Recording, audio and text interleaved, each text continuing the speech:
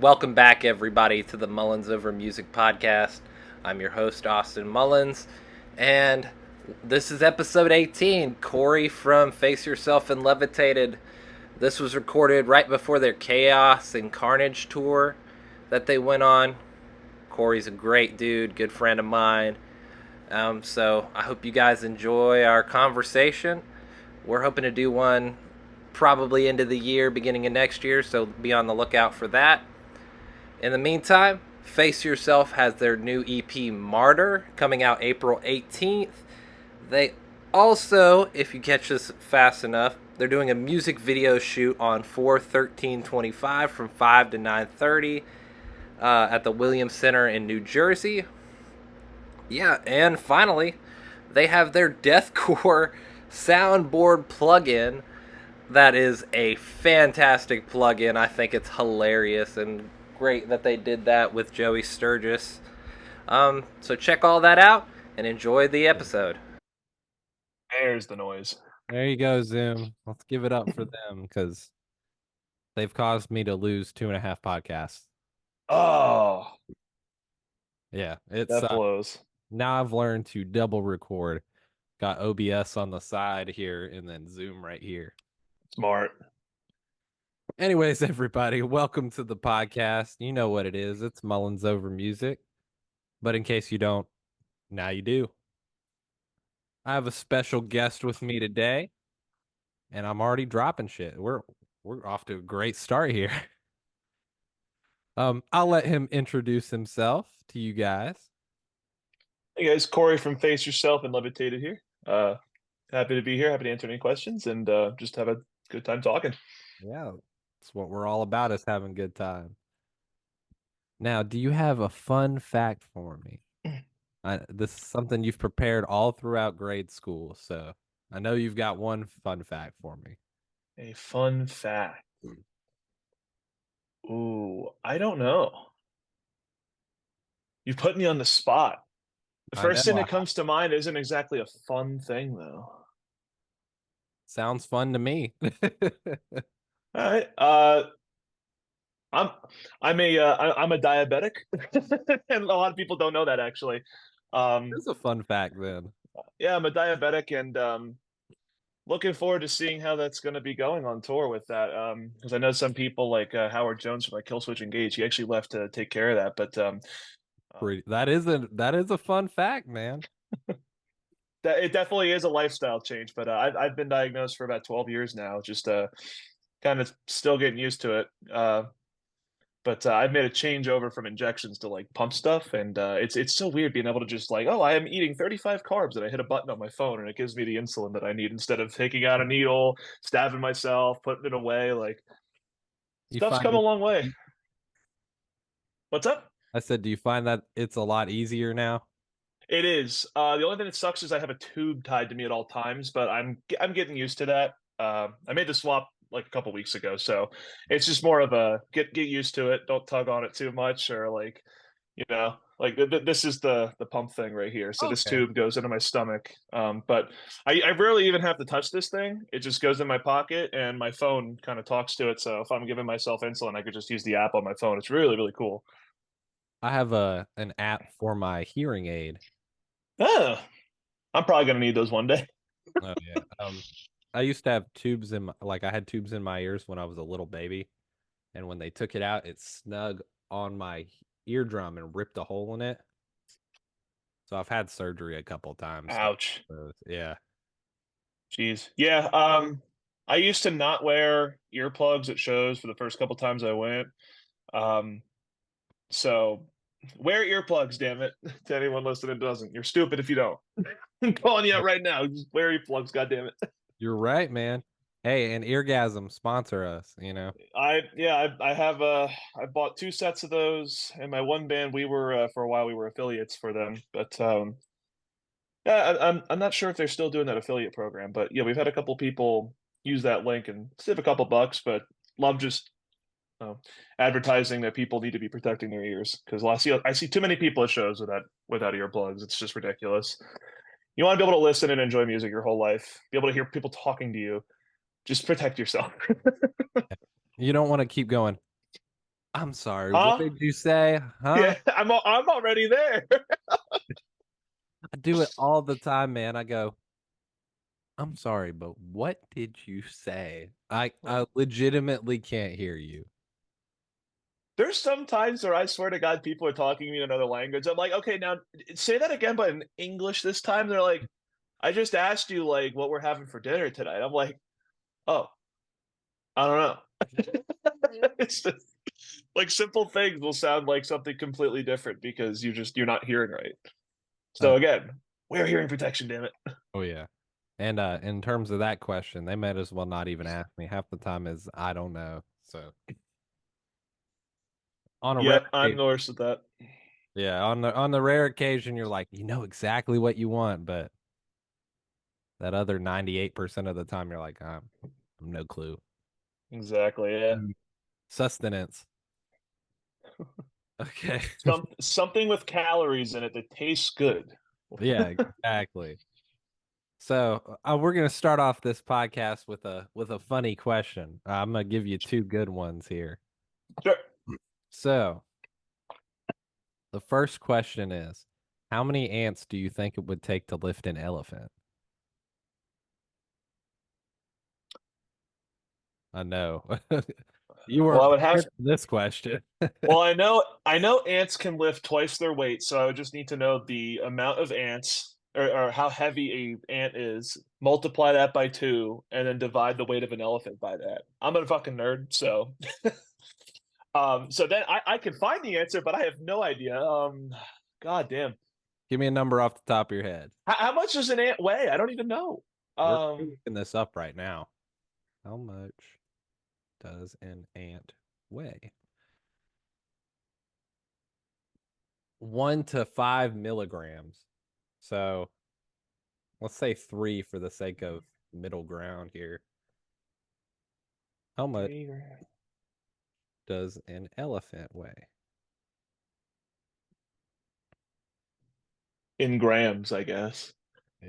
In milligrams. That's right. We have 12,000 pounds or Are they really that heavy? between Wow. 8 and 12. So on an average of 5,000 kilograms. So Ooh, okay, so you're talking probably it would probably take about 5 billion ants. yeah, you hit you I think you hit it. Yeah, that's but between that number and like 500,000. More ants than there are people in the Okay. world, probably, is the question, the answer to that question. Yeah. You heard it here first on the podcast. We now know how much an elephant or how many ants it takes to get an elephant. I would pay to see that, honestly. Me too, man. Does anyone have 10 billion ants on hand? You know what? There's some ant farms out there with a ton of them, so you never know. That Okay. would be quite that actually that sounds like something that would go on Mythbusters. Yeah. That really does. I wish it was around so we could submit that as a question. I'm sending Adam Savage a message on Instagram saying I know Mythbusters is gone, but you got to bring it back just for this one question.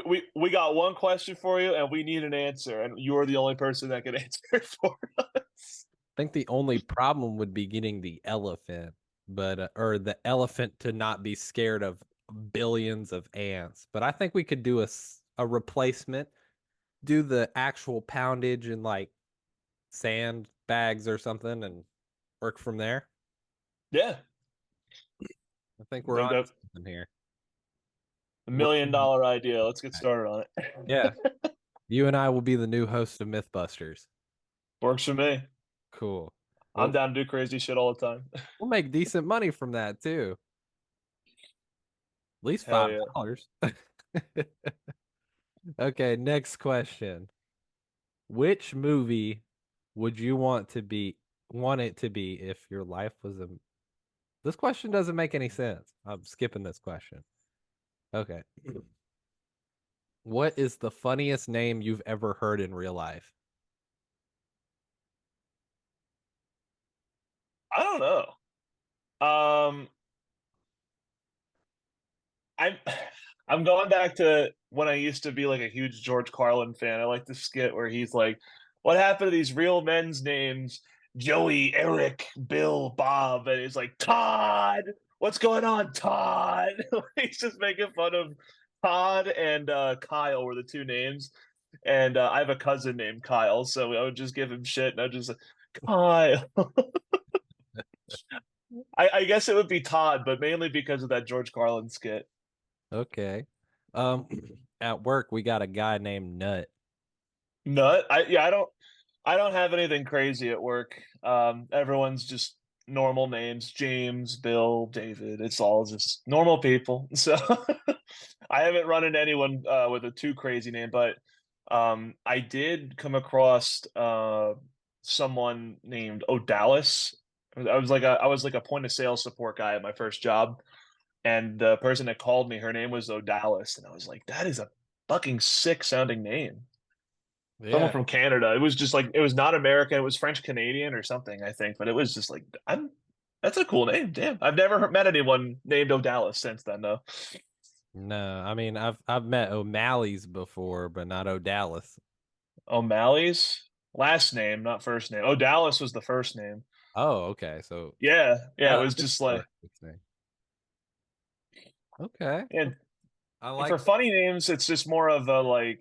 I would say like the funny names would be like it sounds funny to us because we're American, but like some of the more complex Indian names, you look at them, it's like, holy shit, that's a lot of syllables. And then you just, from their perspective, they're looking at our names probably and they go, well, those sound goofy too. So it's more of just a perspective thing, I think. But like you look at other cultures and some of the names just like, you're just like, huh? Like how do you name someone that? Like it just that would never come to my mind. Like yeah. because yeah, I don't know. It's just cultures have different names, but like it's not necessarily funny as much as it is like it's just a different culture altogether. Oh yeah. I mean, after all, they probably think Corey and Austin are hilarious name. Yeah, like stupid name. Fuck. Oh, maybe not anymore after we got Austin, Texas, and then we got Corey Taylor. So we got two big, Ah, true. larger than life areas and people. So maybe it's not so insane nowadays, but at one point I'm sure it was. Yeah. I mean, you got all these fantasy books and fantasy games and stuff making all these sorts of crazy names. Oh, George R. R. Martin. It's just if you've read any of the A Song of Ice and Fire book, Ice and Fire books. Wow, I just could not speak there for a second. Um, he comes up, especially with like the Essos, like the Eastern countries in the books. There's just names in there like, oh God, what the hell is that guy? Zara Zovar. I forget what the name was. I need to reread the last book. But there's just some insane names, and he just keeps going. Oh, this is so and so and so and so. And he just keeps naming new characters. And it's just like, how the hell do you do that? I can't even come up with a name for my band, let alone a song or like, what the hell? Naming it's so hard, and he just rolls them off the tongue like it's Yeah. nothing. If I remember correctly, there's over 1,000 named characters in that book series. If I remember seeing that fact correctly. That's not surprising because I Yeah. remember like 15 of them. Yeah. It's nutty. And then there's some characters he continues to just change the names of in the like Arya's chapters in book 5 or 4. It's just like the snake, the cat. It's just like they're like different versions of it. Like she takes on a different persona. And it's just like so now you have one character and you're coming up with a million different names for them, and then you have all these different other names, and I'm just sitting here like, what do I name this demo that I'm gonna show my band tonight? Uh monkey shitting in a sock dot mp3, and then I send it or some stupid shit. Just first thing that comes into my mind. It's so stupid. No, I do the same thing like that. I've got a couple demos sitting in my Google Drive here. That's just like let I'm about to expose myself with these, but it's got like where they at? I have There, one that I made the other day called Slaminade, like lemonade, slaminade. I love it, man. I got one called Courage Like an Elephant. It's a pop punk sounding song, and so I had to give it some weird pop punk name. full name's Courage Like an Elephant, Heart Like a Goose. Oh my god. And it's so pop punk insane. That And sounds like a pop punk song or like a early deathcore song where they would just say, I don't care what the name is, just throw it on the mixtape. exactly. And then I have one called the Diddly Do song. Got one called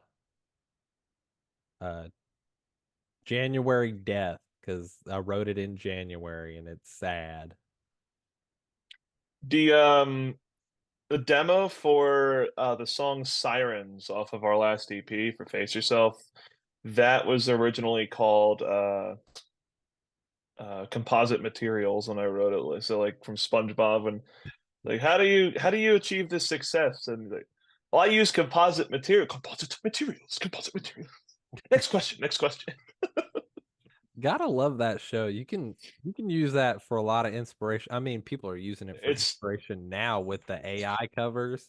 Oh, that Plankton album is nuts, but there's a couple rap songs that people just I think they push the Squidward voice to the absolute limit because it just sounds like Squidward being tortured. Like you lock them inside of one of those like bronze cow torture things and put the fire under it. It just sounds like he's screaming, burning alive. It sounds awful. It's so funny. Yeah, they love to use Squidward and really push. I mean, they don't even use Mr. Krabs' voice or SpongeBob or Plankton's voices. Oh, Torturous. there's a Suicide Silence cover with Mr. Krabs' voice. It's unanswered, and any of like the parts where Mitch Lucker would do the lows, it's just it sounds so fun. I gotta send that to you. It sounds ridiculous. Man, I would love to see it.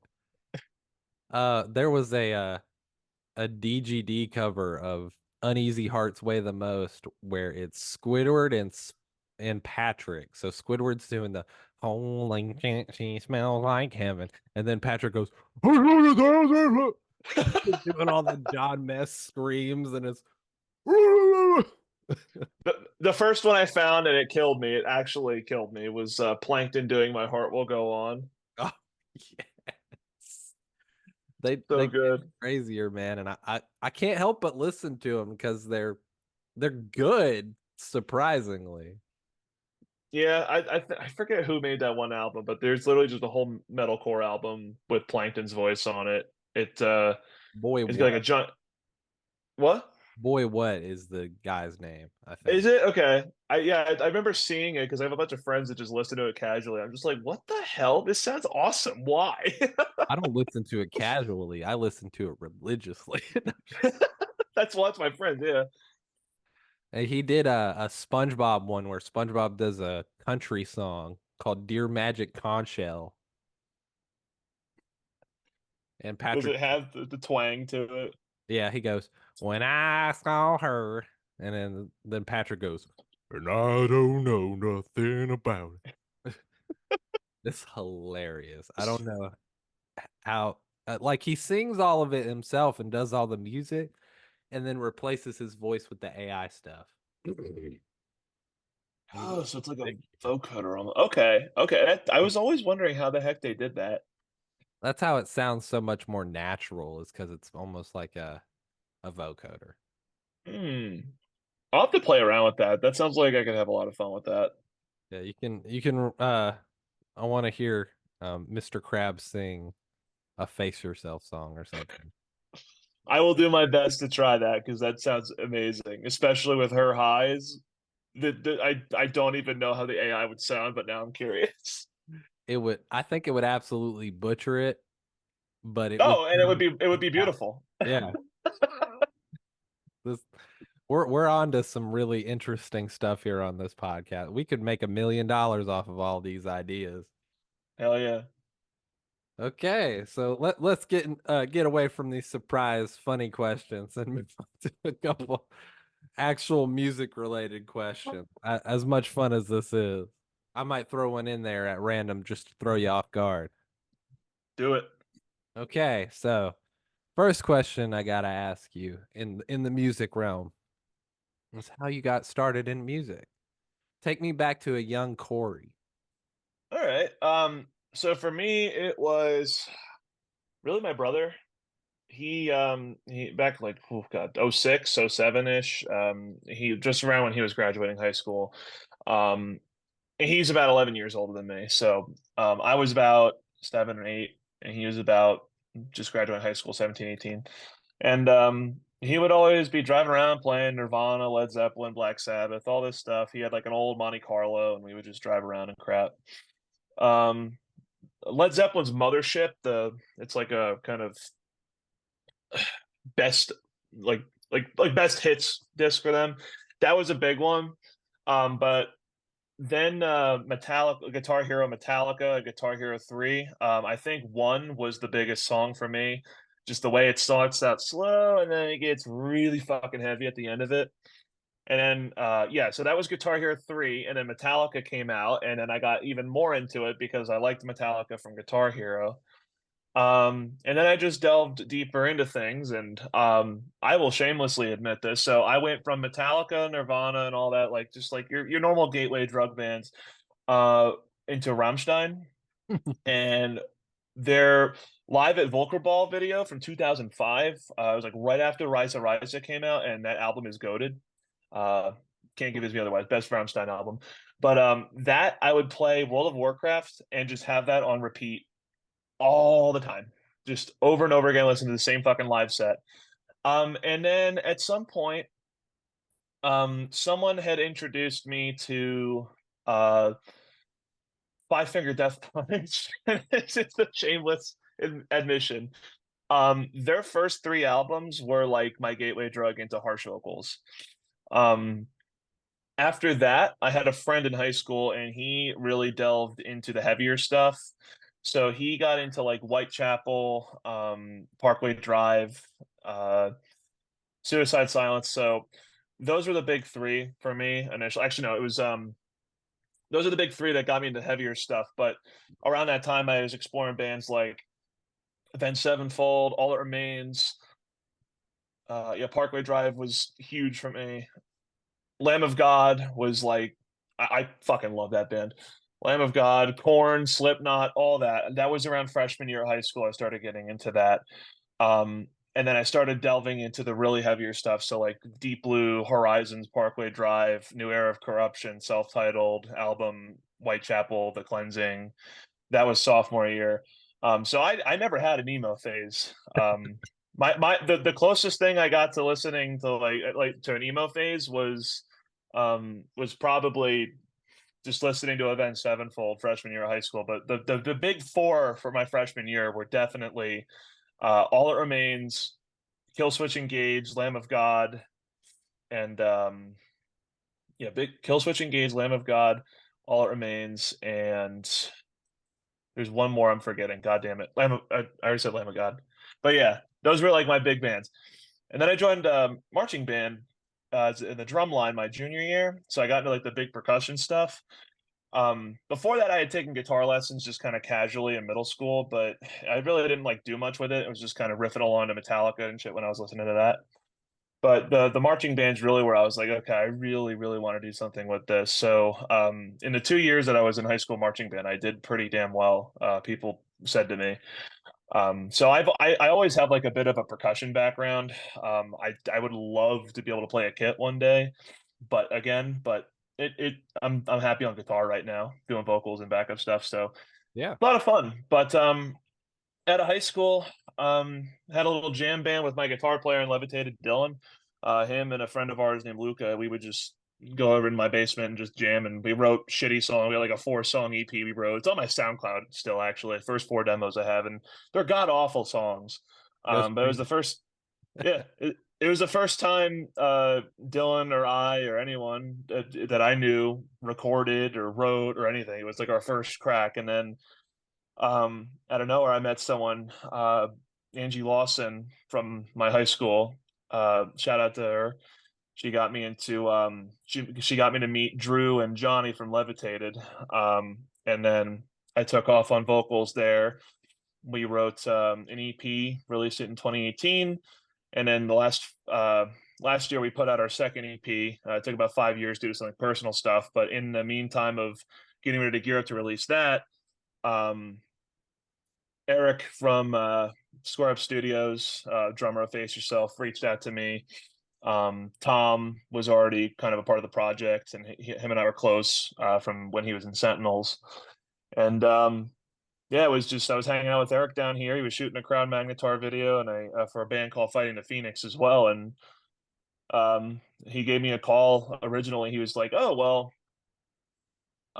do you want to kind of help either ghostwrite or like since Yasmin's French and all that, do you want to kind of like help her write lyrics and correct stuff and like we'll help we'll pay you and all that?" I'm like, yeah, I'm cool, because at the time I was like, I'm starting a new job, it's a pretty good job and all that, I don't want to get too involved. But then I told him, I'm like, if you guys need someone to ghostwrite guitar parts, just give me something to do on guitar. And a couple days later he's like, how would you just like to join the band? I was like, fuck it, sure, let's try it. But to bounce off the thing with Yasmin though, like I said, I wasn't originally supposed to be in the band. I was just more gonna be like a background guy, kind of friends with everyone, but like not actually in the band. And I had a call with Yasmin, and I was like just kind of helping her get set up with her home recording stuff, since I knew Reaper quite a bit well. Mhm. And just from that call, dude, we were on the phone for about 2 hours. First time I ever talked to her, I was like, she doesn't need my fucking help. Oh my god, it's like she's fine. Let her do her thing. So yeah, that's how I ended up here where I am now. But a lot of minute details along the way. But like I went to shows all the time in New Jersey. But yeah, just that's pretty much the history from like I started out with Metallica and worked my way up into heavier shit. Never had an emo phase. That's an important part of that. Yeah, that is a pretty important part. You hit Yeah. maybe emo metal with Avenged Sevenfold there, but that's That pretty I close. feel like Avenged Sevenfold's on the border of emo and like just I don't know. It's like you have like dad rock, you have like dad butt metal rock. I don't know what to call it.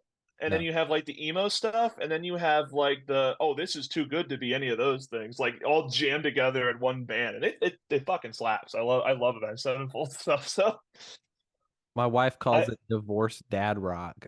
divorced dad. Oh, that is definitely Five Finger Death Punch. Yeah, for sure.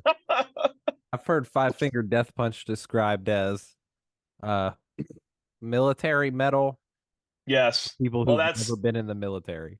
that. Oh yeah. Oh God. The guy that introduced it to me, he was actually in the army, for a while. So go figure. But yeah, that was the first time I ever heard like screaming vocals. So that was like, what the hell is that? And at Yeah. first I hated it, and then one day I was like, after I was getting into Rammstein, I was like, let me go back and see how this sounds now that I'm like into like more weird stuff. And then it was just like, this is thick. Okay. And then I just went from there. Um, the vocals thing, honestly, with me doing vocals, I never in a million years would have thought I would be doing this crap, because I grew up around parents that listened to country music all the time. So like, it's just it's odd. There's no one else in my family that listens to this stuff other than my wife, but that's it. Well, yeah, my wife she's into that she is in the definition of an emo phase. She loves that Midwest emo, post-hardcore stuff. And me, I'm more of the although she listens to it too. I'm into the more deathcore, metalcore stuff like that. Well, when my wife and I met each other, that was 2016. We were both still in high school. She was a junior, I was a senior. Um, and she, we were in the car, and this was like around the time Shadow of Into. Oh, actually, no, this is before. This was before Reclaimer came out. Good God, just thinking of this in perspective. I remember driving her, and like Infinite Annihilator's Egg album, the Purple album, came out that summer before. And I was like, I really like that album. I was listening to that album all the time. And I'm like, well, I just met this girl. I'm not going to play fucking Infinite Annihilator. And she hops in the car, connects to Bluetooth, and I hear, boom, boom, fucking Pray for Plagues comes. I was like, oh, no My- shot. I was like, hell yeah, okay. That's great, man. I connected with my wife over Spirit Box because she was wearing a Spirit Box hoodie, and I was wearing my Under Oath hoodie because I had seen Under Oath with Spirit Box, Bad Omens, and Stray from I the. remember that tour. Yeah. And I was like, "You like Spirit Box? That's awesome! I just saw them." And she's like, "I was supposed to go see that." I'm like, "Oops." And I that's was how the supposed to. Well, conversation actually, started. I got into them 2 months before Holy Roller dropped. Okay. Rule of Nines is still my favorite song because that and Blessed Be were the two newest songs at the time. But watching them blow up after Holy Roller was sick. I still do like their older material better personally. But I love seeing the success that they have, especially with Mike and Courtney coming from I Wrestle the Bear once, like this super niche underground band to just like blowing up, basically being some of the at the forefront of metalcore. I love seeing that. But we were supposed to, my wife and I were supposed to see them in Asbury Park, New Jersey, with that Limp Bizkit tour, and we were in line. And 5 minutes before doors are opening, someone walks by and goes, "Sorry, guys, show's canceled." And we're like, "Yeah, whatever, he's fucking with us." And then more people keep going. I'm like, "Are you kidding me? 5 minutes to doors, they canceled it without a word." That was And that's that when they was canceled the tour. And we walk back to the hotel and we walk back over and there's Fred Durst just signing people's like notebooks and shit, just like, well, what the hell? I mean, this was like when COVID first started and all that, or when shows were first starting to come back after like COVID started to settle down. But it's just like I wanted to see Limp Bizkit for the meme and Spirit yeah. Box because I love, like, they were my favorite band 2019, 2020, or more so 2020. But yeah, that was a bummer because they were playing all their old stuff because this was pre-Eternal Blue. Yeah. So like all, like, I think they were playing like most of the Mara Effect. That song, all three Okay. parts, love it, love Yeah, that for song. sure. But Great. yeah, that was a shame. But I did get to catch them on their Eternal Blue tour with After the Burial, Intervals, and oh, who else was on that? After the Burial, Intervals, and I can't remember the third band, but Spirit Box was on that, and they had this whole projection light show with a screen in front of it. It looks so sick. Oh my god, I've never seen anything like that before. I've seen them in the dark and in the daytime, and their daytime show, it's good, but it's not anything like their indoor show. It's lights and projections and so cool. Well, yeah, the first shot I would have seen was would have been from an outdoor stage, so I would have seen the daytime, but I haven't because I got screwed out of that show. Yeah. Sucks, but it is what it is. Fun fact, Fred Durst is from Kings Mountain, North Carolina. Really? Yeah, Okay. he was born here. Um, Oh, my okay. wife doesn't like him.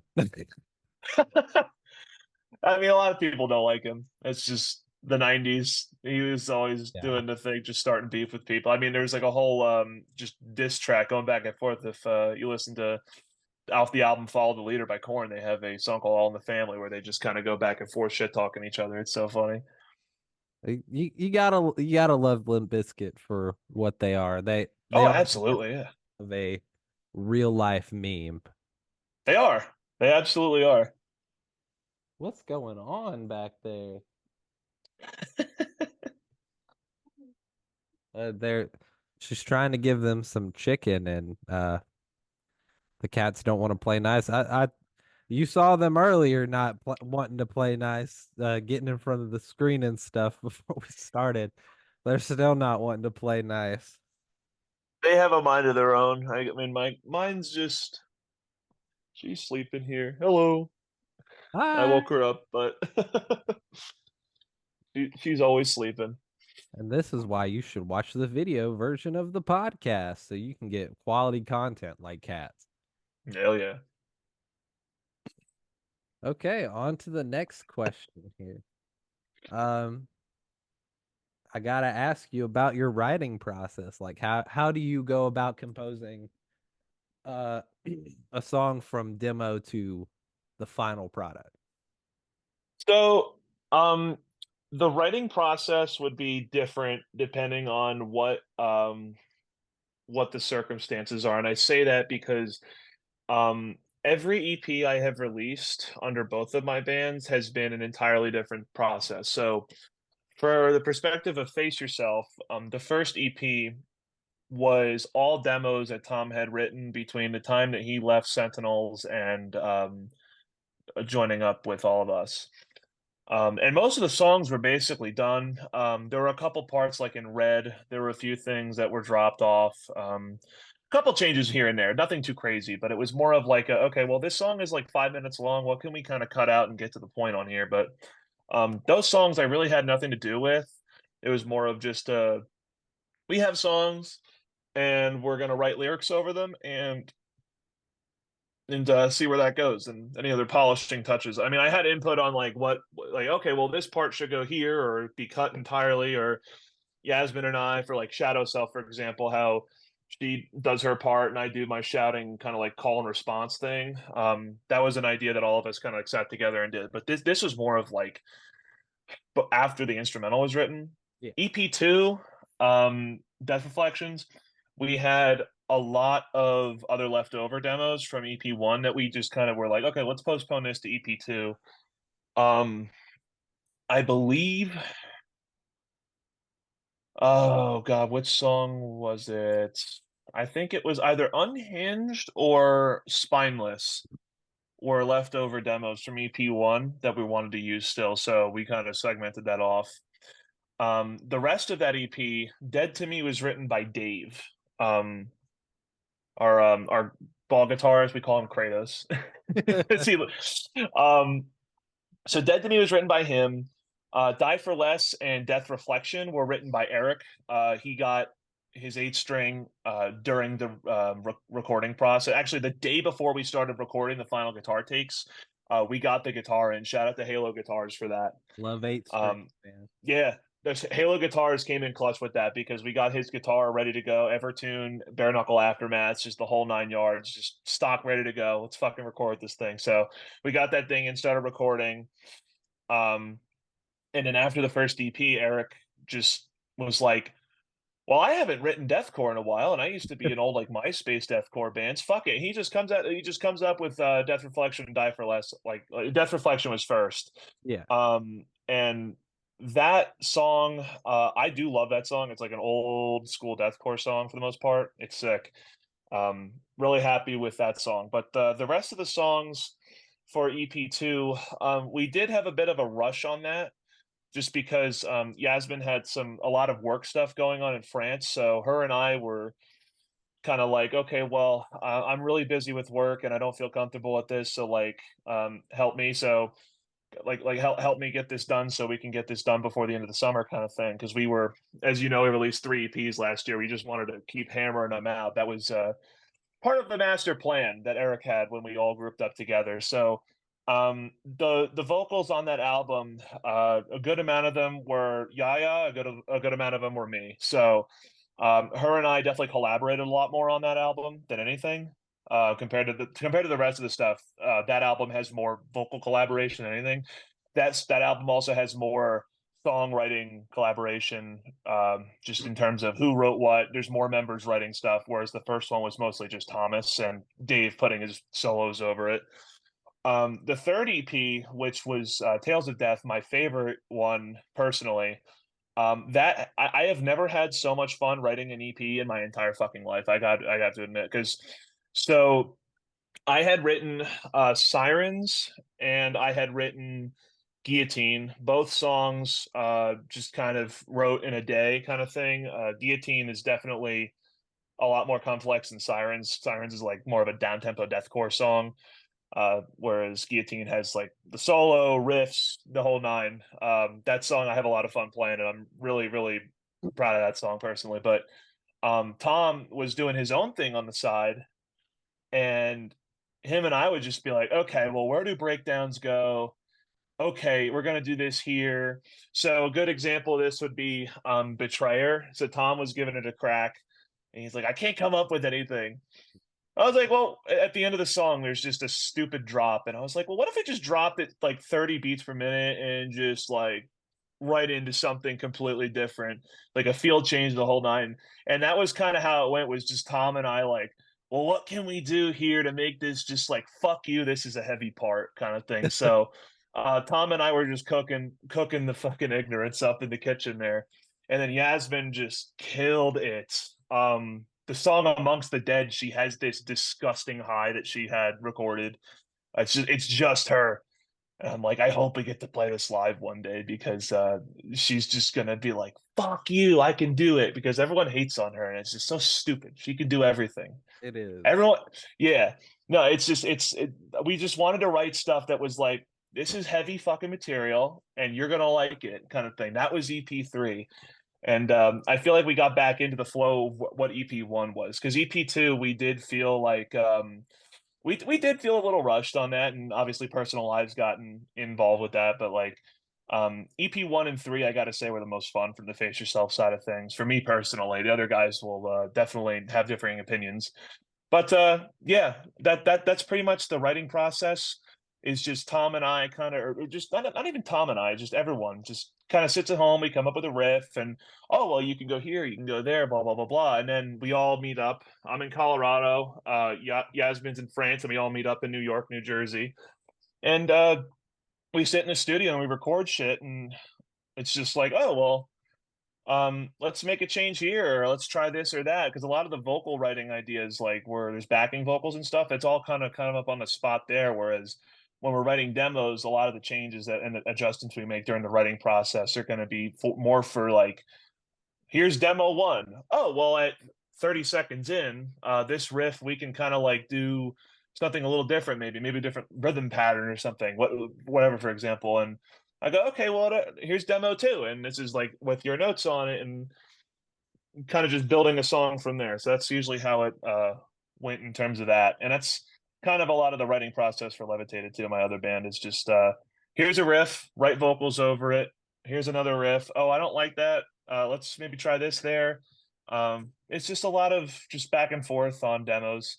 But another big thing that helps too is I don't know if you know you can do this, but you can actually stream your DAW sessions in Discord.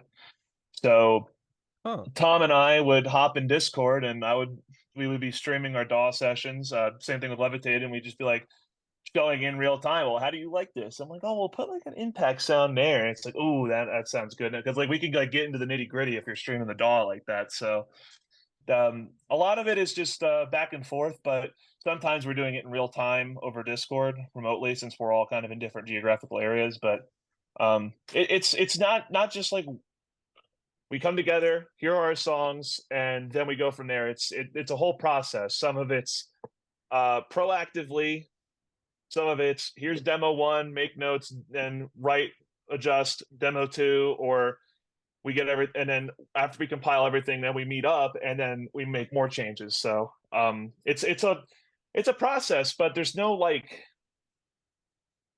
set way of doing it. It's just more of how anyone's feeling at a certain given moment. It's really just what the vibe is. It's really all it is. Okay. And that actually leads into my next question.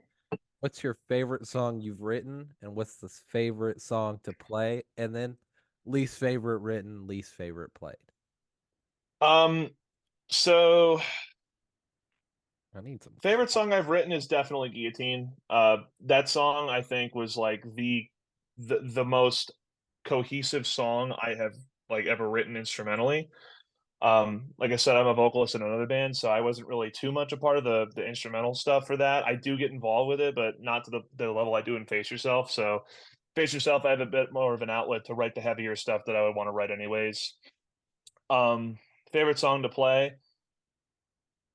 Probably either Death Reflection or Guillotine. One of those two songs.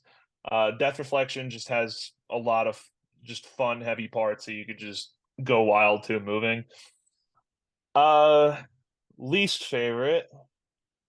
This is my other band, Levitated. When we play the song Lunar, I have a bad tendency to write ridiculously hard vocal parts. But it's more of just a holy shit, I don't give myself a break here. Kind of like what Tom Barber does when he was in Lorna Shore. He would just go and go and go, and there would never be a break. But I did that to myself with that song, with Lunar, and playing that live is a pain in the ass. But I've been kind of on my ass more about like like I'm going to the gym a lot more than I used to.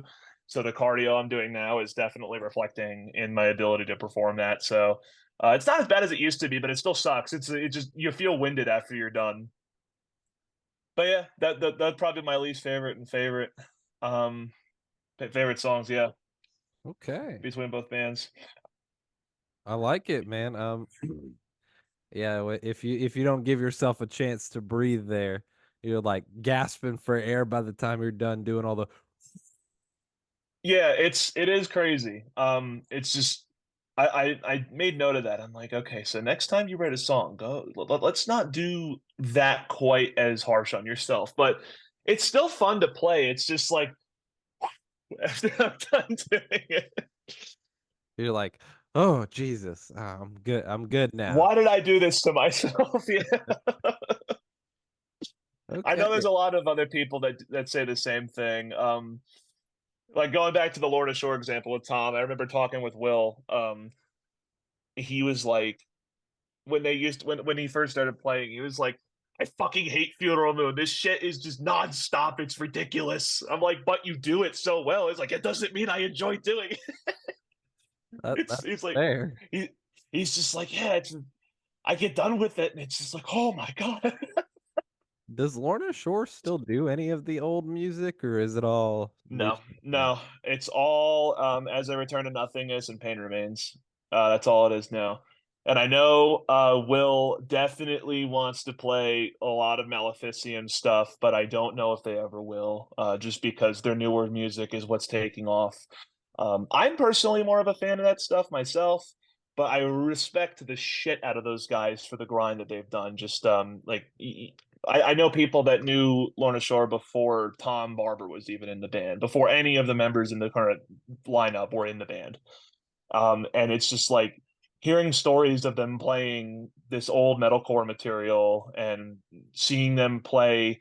I mean, I saw them with Gojira and Mastodon. Forget how to pronounce that band, but I'm sitting there. I'm like, here they are in an arena level tour, outdoor like arena, and I'm in Colorado, so there's a mountain view in the background, the sun setting, and I'm just like closing my eyes, remembering 5 years ago when they were playing in a dive bar in Jersey. I was like, this is fucking awesome.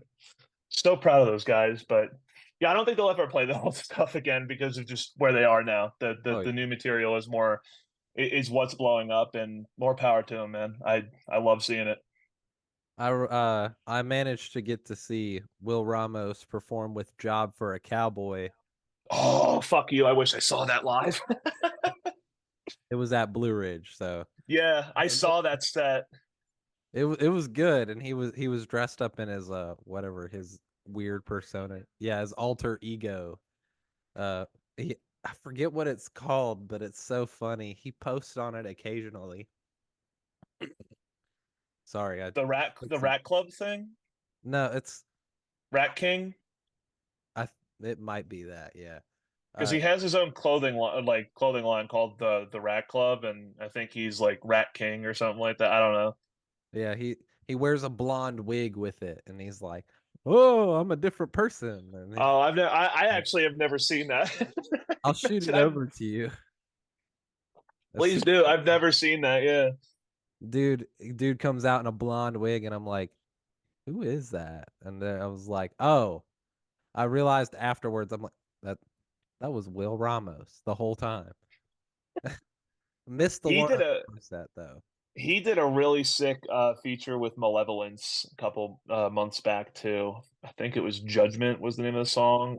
And they just kind of go back and forth the whole song, and it sounds so sick. I'd like to see Lorna Shore. We missed their set because we were sick from the day before. We stood out in the rain for 6 hours, waiting on a bus, and the wind was cold. And even when the rain had stopped, it was like, ugh. So we left early and went and got some food. That cookout was it. It hit the spot though. This wasn't Blue Ridge, was it? Yeah, that was Blu-ray. Okay, so the bus waiting story is about what I heard from everyone there. Is just you're sitting there waiting for a bus for hours and hours and hours. But that's how we met our friends from Colorado. Is Oh, yeah. cool. So Yeah, I know a shout lot of out people to went over there. yeah. It was fun the day and a half that we got to enjoy.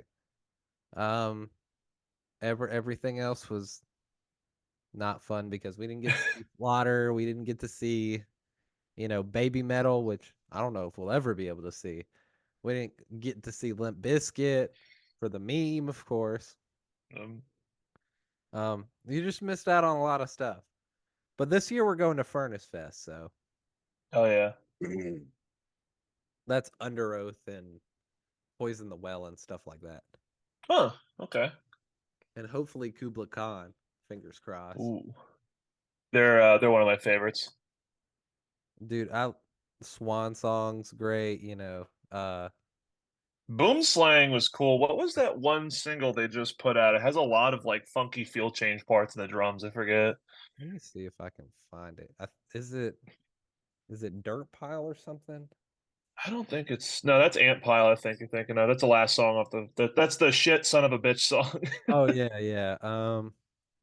It's the It is most recent Theory of single Mind. that Theory of Mind. Yeah, they just did a bunch of weird like drum shit in that song, and I was like, I am all for this because I love Chamber, and Chamber is like a Casey Strain mathcore. I love that shit. Yeah, they're sitting at a decent amount of monthly listeners too for a hardcore band. Oh yeah, no, they're one of the top dogs. And he's got a fantastic mustache. I miss his hair. He used to have these long ponytails. Yeah. He just looked like an absolute king. Like Robert Trujillo from Metallica does. Yeah, no, literally that. Yeah. But now he's got like the dude's huge now and he's just shaved his head. Actually, a guy from Jersey was the one who shaved his head, this guy named Joe Labraro. He shaved his head the day of it was yeah, actually it was Kublai Khan Chamber and I Am was that show. And he shaved his head that day and he's been bald ever since, but he got like super jacked and he just looks like you don't want to fuck with this guy now. Yeah. Like he looked sick before, he looks sick now, and the band still sounds sick. And I'm just like, anytime they come out, I'm like, I got to see these guys. They're so good every time I see them. Oh yeah, for sure. So I knocked boxes off of our armoire because I was shaking Oh, my ADHD killed my armoire. You know how I'm doing it again. I got to put my legs up so I don't do that anymore. It's oh, got to show this off. The truff. Um, well, if you could see what it was, you see it was black truffle infused hot sauce that we bought. oh shit, Let me there you go. that sounds amazing. $6 for this tiny thing. Can't wait to try it though. It looks awesome. Yeah, Tom and I are thinking about kind of starting like a little side hustle on because he makes hot sauce and I was like one of his tester guys. He made like a mango habanero sauce, Ooh. like a blueberry sauce. He did all this like weird shit, but it was good. The blueberry one, funny enough, you put that on pork chops and throw them on the grill. That was good. But I make jerky. I make homemade jerky. For the second EP, I was like, hey guys, I have a bag of 12 pounds, like literally just a garbage bag full of Ziplocs of like 4 different seasons. It's 12 pounds of jerky, bison jerky, beef, super lean shit. And it was just like, it's so once you get a dehydrator, it's like, I can dehydrate mangoes, I can dehydrate apples. Beef jerky is cheap now. It's like, That's so what we're thinking about like starting like a business, like, well, here's food that like doesn't go bad for a while. And we could just, kind of be like on the road, like, hey, anyone want a bag of jerky? Anyone want a bottle of hot sauce? Like, we're thinking about doing that. branded face yourself hot sauce and jerky. Get We'll you see how some it on goes. Like too. I'll talk it over with the rest of the guys, but yeah, I definitely want to do that because I love the jerky thing. I'm probably gonna bring the dehydrator on the road with us because it's just it'd be fun to make just beef jerky in the van while we're driving. Oh Because yeah. like it takes about 7 hours to dehydrate the meat. So while we're driving between locations, I guess you could just leave it on and do your thing. Okay.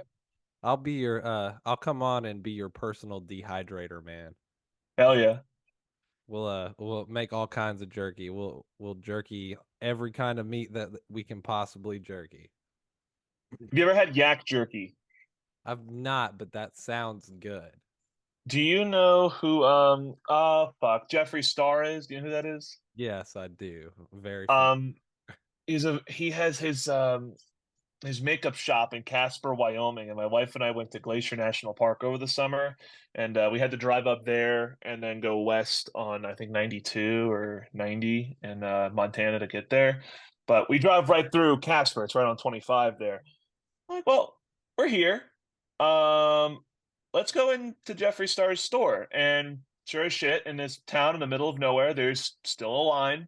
You walk in, it's a makeup store. He's got his Bugatti, his Bentley, his Lamborghini, his fucking Land Rover, and he's got a yellow one parked out that he was driving. And then on the left side of the store is a fucking yak jerky store. So he sells makeup and yak jerky in the same store. And on the front of it, it says makeup and meat. The two big M's of life, makeup and meat. Okay. It was incredible. It was leaner than bison. So if you ever get a chance to try yak, I gotta recommend that. It's so good. Oh, you've convinced me wholeheartedly to try this. It sounds so interesting, especially Jeffree Star yak jerky. Yeah, he has a ranch in Wyoming. I think it's his own yaks. I don't quote me on that, but I think it is. That's You wouldn't expect something like that from Jeffree Star. No, not at all. We're buying Jeffree Star yak meat now. Why? Because he makes yak jerky. That's a good question. Why does he make yak jerky? Yeah. I don't know, but it's good. That's all I know. He says it's good, so we're trying it. Oh, that's a fair point. Is yak considered a red meat? Yes, it is. I'm probably allergic to that. Never mind then. Damn. I know. That sucks. The beef too. Damn it. That sucks. You can. I don't eat too much red meat, but my wife will try it for me and get a good consensus on it. She's a good jerky person, so. Hell yeah. And then I'll do the hot sauce, and I'll be right there with you on the hot sauce. I eat spicy food, so. Did you hear about that new pepper? What is it called? Pepper X or something? I haven't heard of that, no, but I know there's some crazy people. I mean, I remember the OG LA Beast video when people were first talking about the ghost pepper. I remember him puking up his brains while eating that. That was 2010 or some shit. Pepper X is now currently the hottest pepper at 2.69 million Scoville units. It's unnecessary. Beating the Carolina Reaper by a record of 1 million. Really? God damn. It's made by the same dude, too. Yeah, they all just kind of make these mutant peppers that are there's a whole science and community behind just making these fucked up peppers that just no one should be eating at all. You can eat pepper spray before you can eat this pepper. That's how bad it is. I mean, yeah, it's bad. I will never eat I've been big into green chilies and serranos since moving out to Colorado, but pickled jalapenos are the goat. It's just I'll throw them on anything. That sounds good too.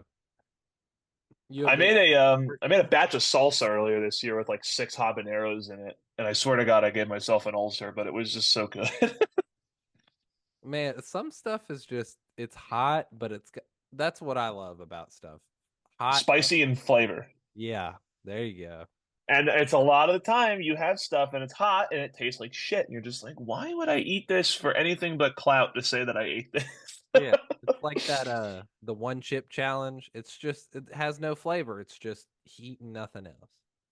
Oh my God. Okay, so Grant, the bass player from Crown Magnetar, and I we went out to a show with Salt Wound, Inferius, and Decayer.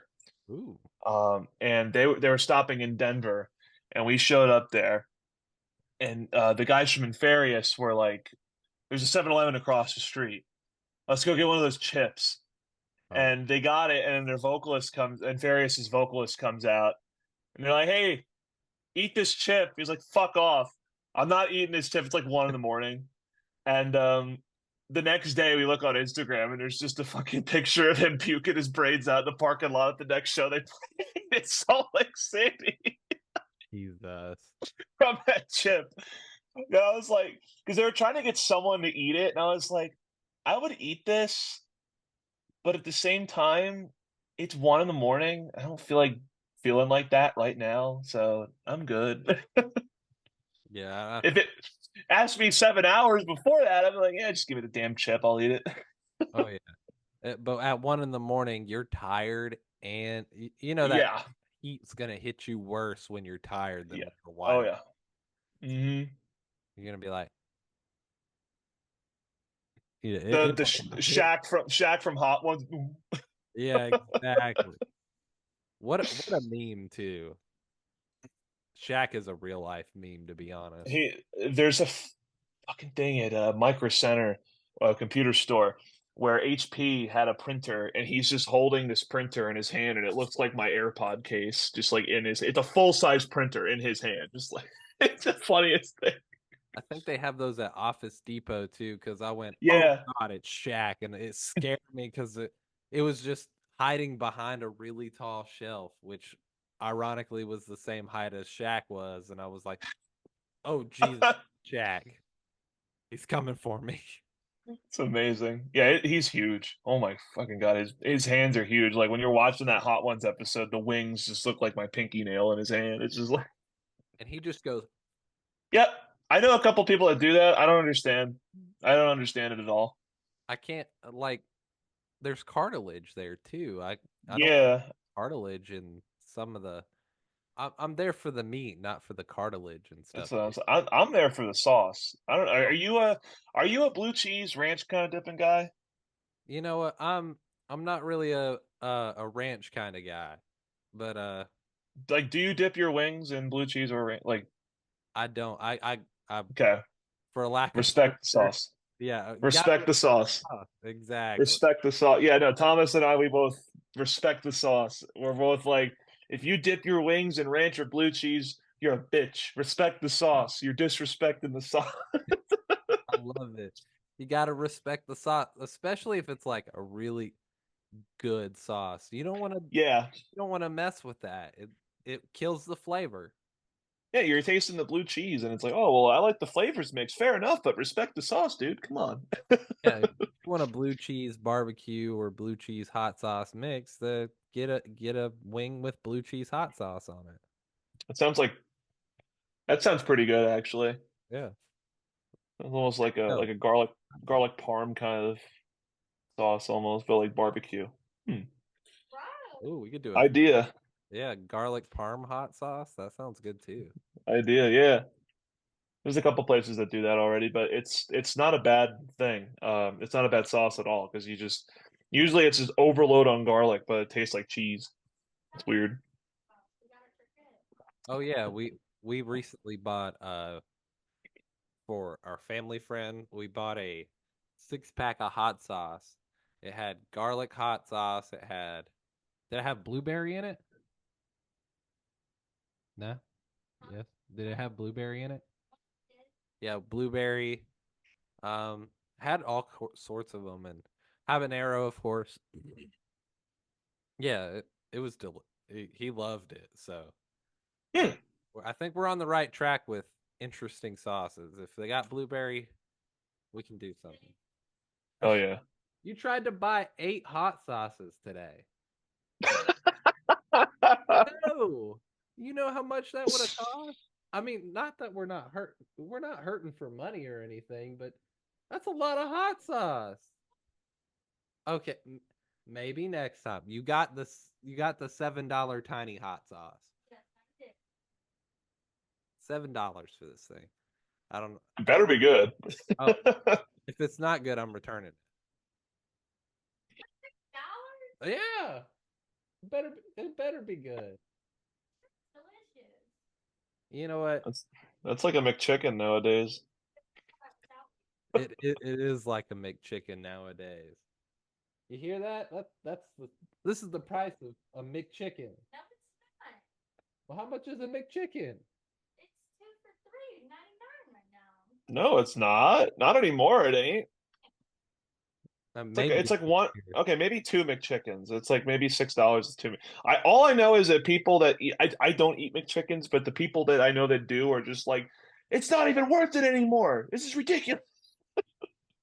Yeah, we went to Cookout like a week and a half ago, and then we've been to McDonald's since then. So you can get 2 meals at McDonald's for like $20. Not using the app. I use the app whenever I go, and it knocks it down like $6.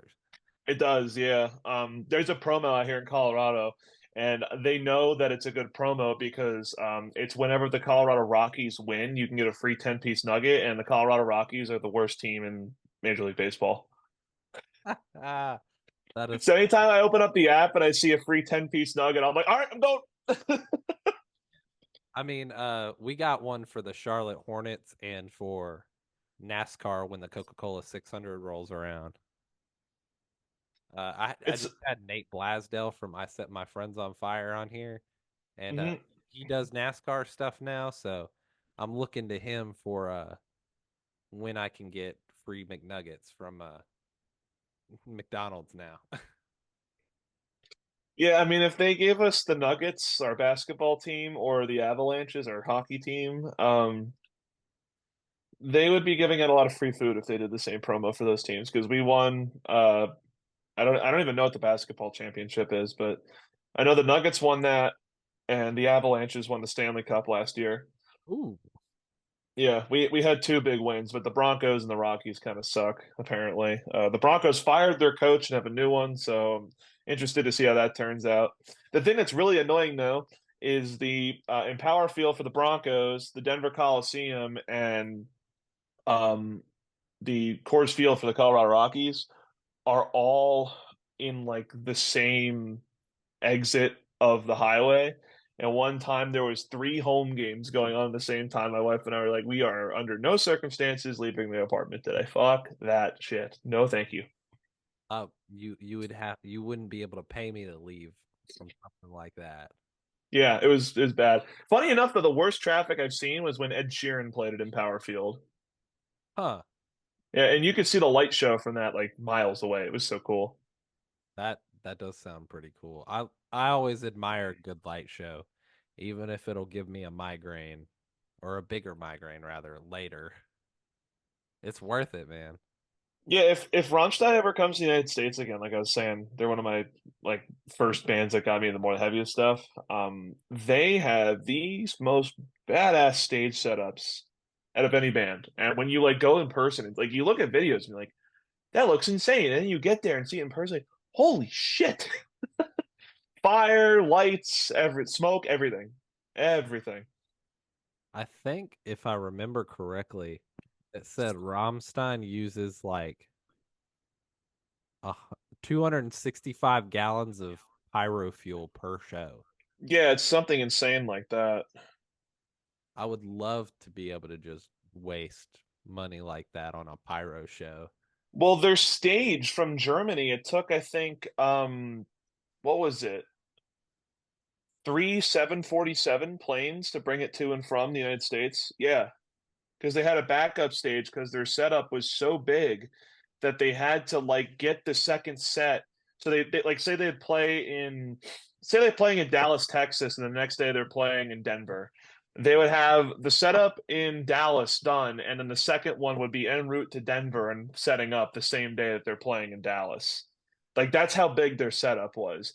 And as soon as they finished the show, it was get the fuck out, we're tearing down. Like, and they really got people out of there. Because I went to the one in Jersey, and yeah, they did not mess around. They wanted you out so they could tear that stage down. It took hundreds and hundreds of people to help out with that.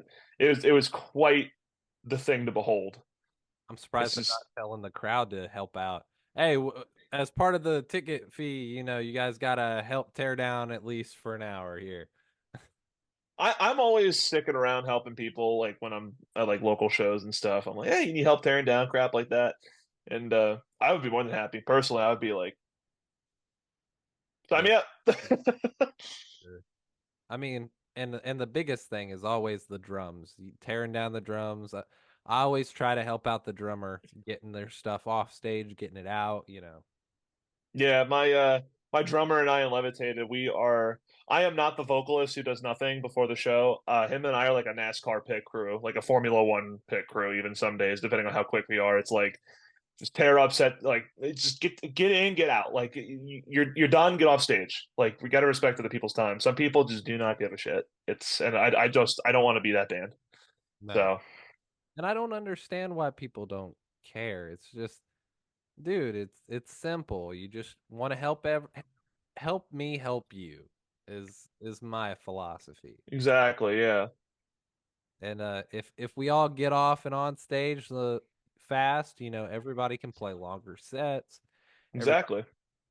have a great time. You can meet people without having to do all these expensive VIPs and all sorts of stuff like that. Mm-hmm. That's how I met Tim McTagg from Under Oath. Cool. I met him after the show. He's like, we're like, can we get a picture with you? He's like, yeah, of course, real quick. He's like, it's got to be real quick though, because these scooters won't scoot, and I gotta go with Aaron to the bar with our NASCAR buddies. Okay, enjoy. But that's how I met him, and then I met Ryan Clark from Demon Hunter at Furnace Fest that same year. Yeah. Cool. What is Furnace Fest like a yearly thing? Um, it is until I think this year. I think this year they're doing this thing called End of an Era, and I'm kind of scared that means they're not going to do it anymore. Hmm. Who's headlining? Excuse me.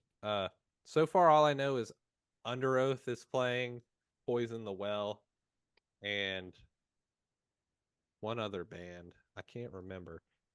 2024 lineup has Stretch Armstrong, Shy Halud, uh, Poison the Well, and Under Oath playing their only Chasing Safety in its entirety. I don't know what end of an era would mean then. Huh. Yeah, that's the only bands they've announced so far is the four. I'm hoping that means Haste the Day and Emery, but I'm into that big post-hardcore era. I got into that later after I got into like what was it? Infinite Annihilator, Psychroptic, Necrophage, all them. I went backwards. I went progressively up and then back down a little bit. Yeah, that was me too. I love that stuff though. So yeah, hopefully that means we can get. Hey, I'm gonna start adding you guys to the wish list Wednesdays. I'm gonna be like, Face Yourself needs to play Furnace Fest. Put them in the shed. Oh Which yeah.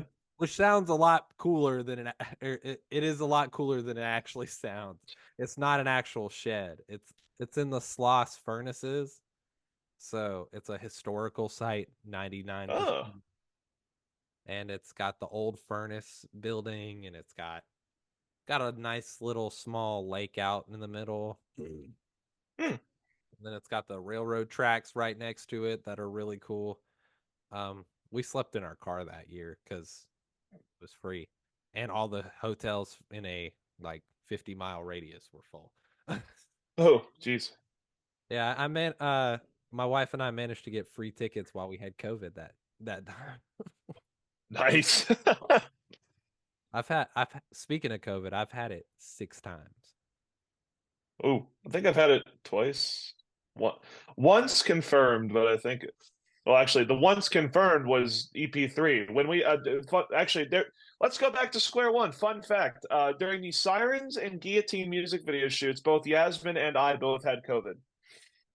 That is that one's an even that's just as cool as the type 1 diabetic fact.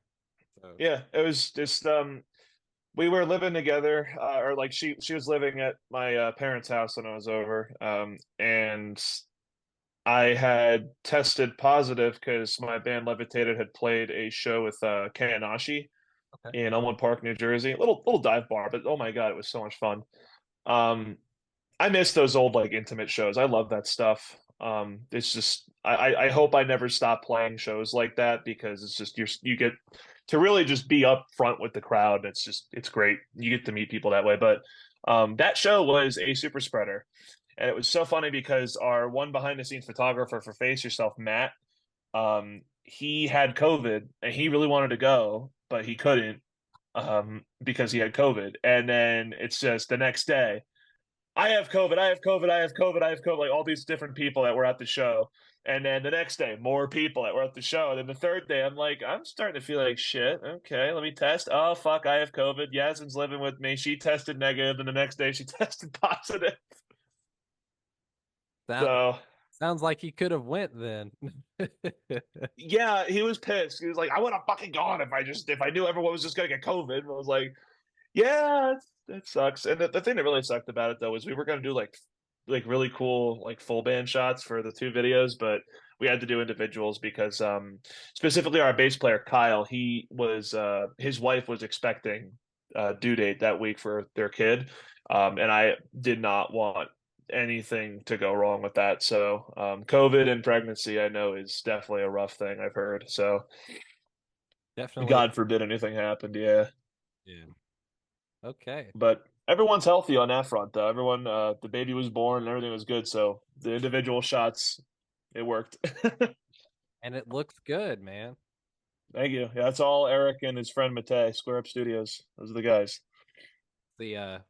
I do my musical homework every time I have somebody come on the podcast. I listen to the entire discography, Oh yeah. which is quite a challenge, but I try to make it work. I got work that I can, you know, I work 40 hours a week, so that's 40 hours worth of music. Yeah, the gym is my big music thing. When I'm working, I gotta usually hop on calls. So, but it's when I go to the gym, it's just like, all right, what kind of caveman music do I want to listen to today? And then when I'm done, I walk out and I'm just like, all right, let's listen to like Bones or something really chill. Just We go from like Spirit Box and Lorna Shore to like the yeah yeah yeahs. So I'll go from like, oh God, I'll literally go from like straight up slam, like Waking the Cadaver, Visceral Disgorge, Extermination, Dismemberment kind of slam, just caveman music. And then like a Willie Nelson song will come on. And it's just the funniest thing in the world. and surprisingly works really well. Yeah, it keeps me interested because if I'm just listening to blast beats the whole time, I feel like, it's gonna get old eventually. And then you're listening to someone just gurgle into a microphone, and the next thing you think, it's just some country song comes on. That sounds like my playlist, man, and I love it. Okay. Yeah, it's just people would not like my playlist. It's just there's too much shit on it that people would hate, but there's a lot of shit on it people like. It's just rap, country, metal, rock. It's on there. Everything's on there. Spotify. Oh yeah.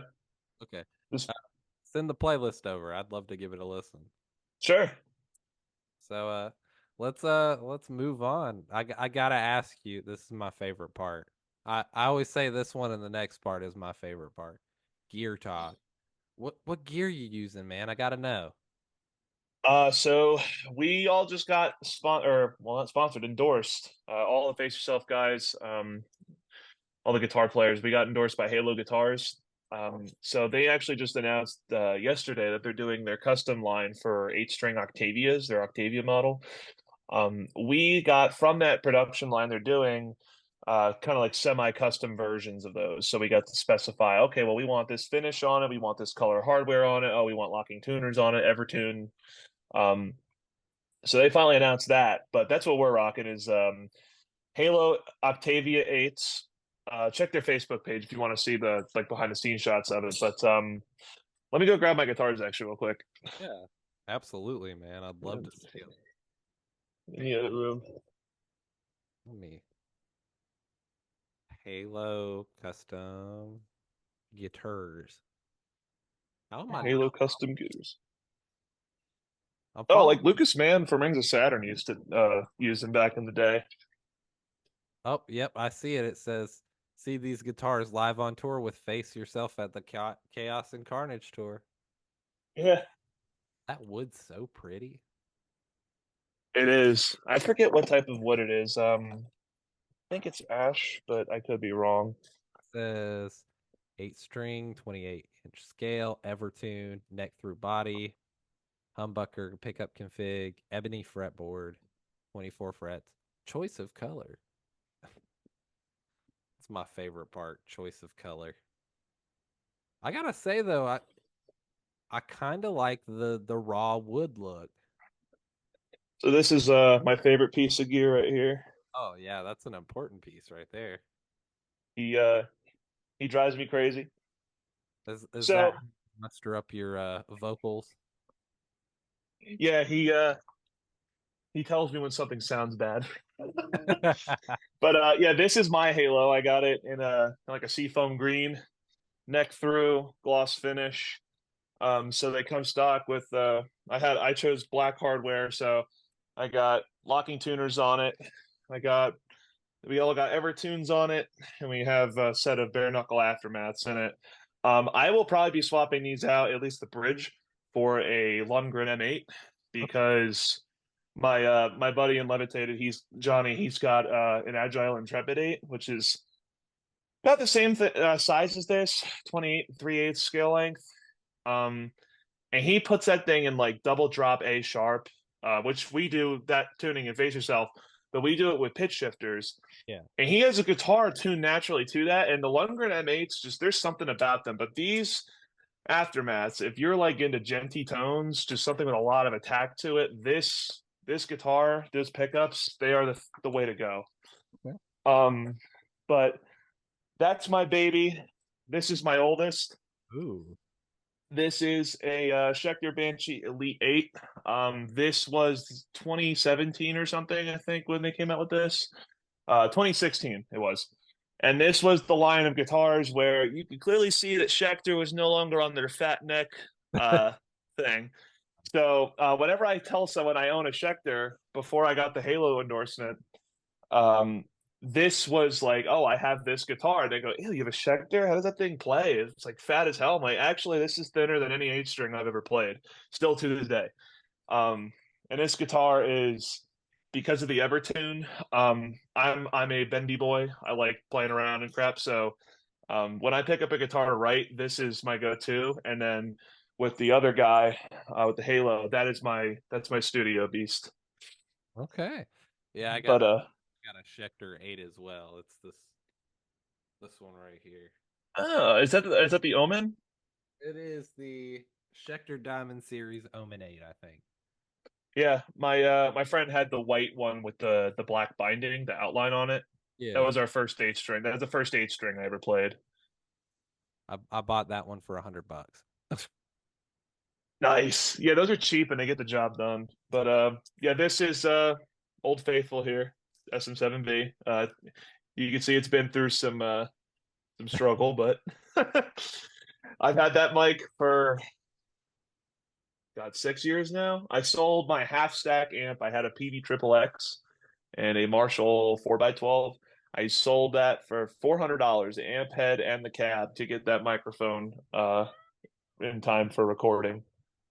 Okay. And then after discovering what VSTs were, and now my amp set is just Mr. Universal Audio Volt 1. And that's my gear setup. There's nothing crazy to it.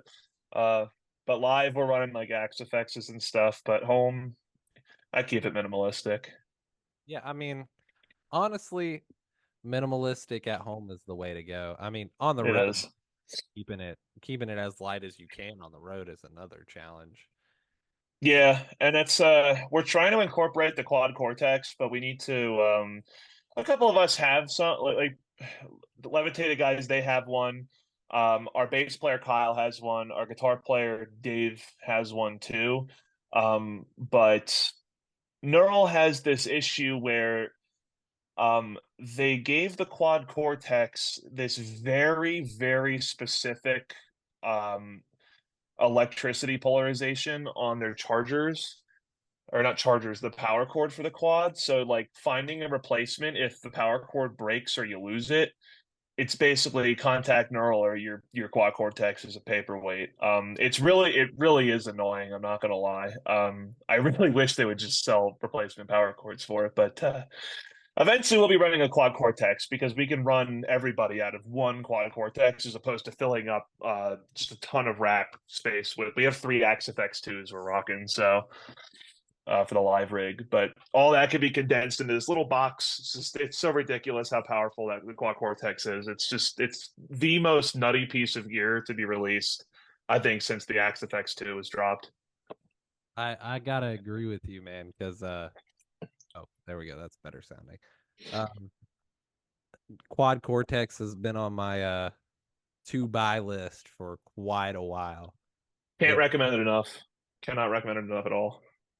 I hear a lot of people try to like using the Line 6 Helix because it's a little easier to find a replacement if you're out on the road. Because Yeah, I don't find any Quad Cortexes at Guitar Center, but you can find Helixes all the time. yeah. Got a couple buddies that work for Guitar Center. They have a lot of just interworking contracts between Line 6 and Guitar Center. That's why you see all the Line 6 gear there.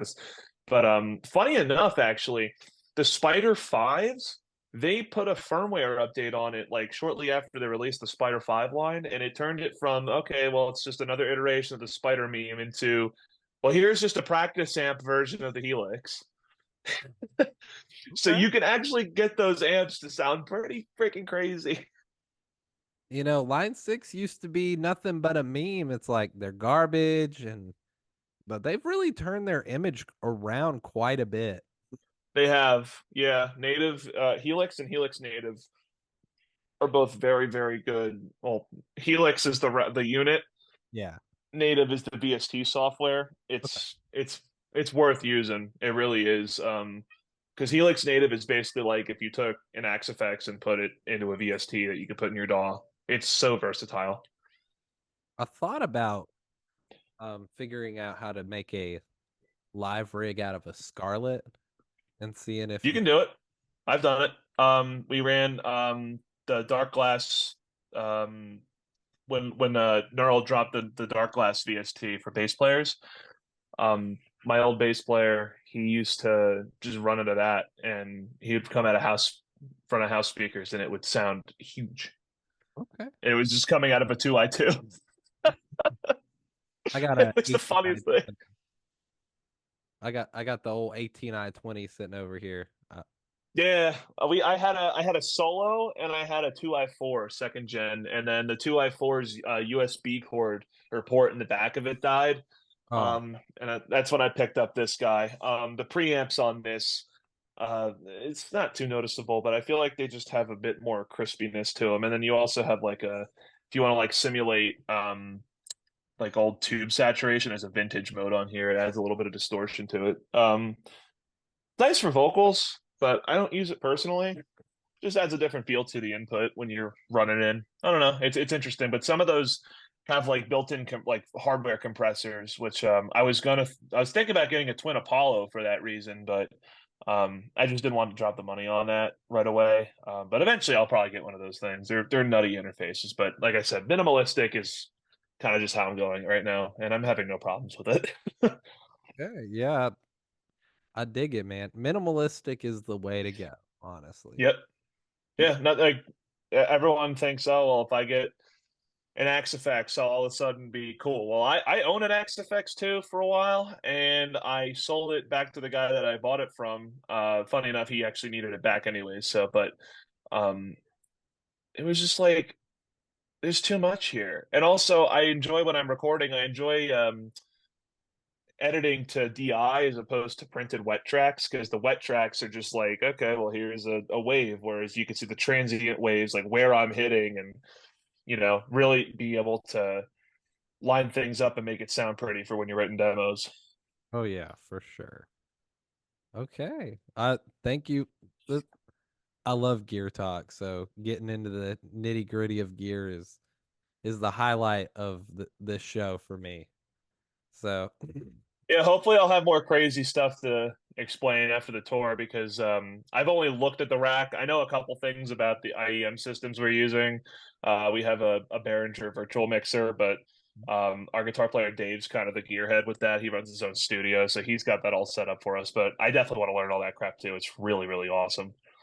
well, I'd love to have you back when you guys get done with your tour so we can talk about that. That'll be fun. Yeah, absolutely.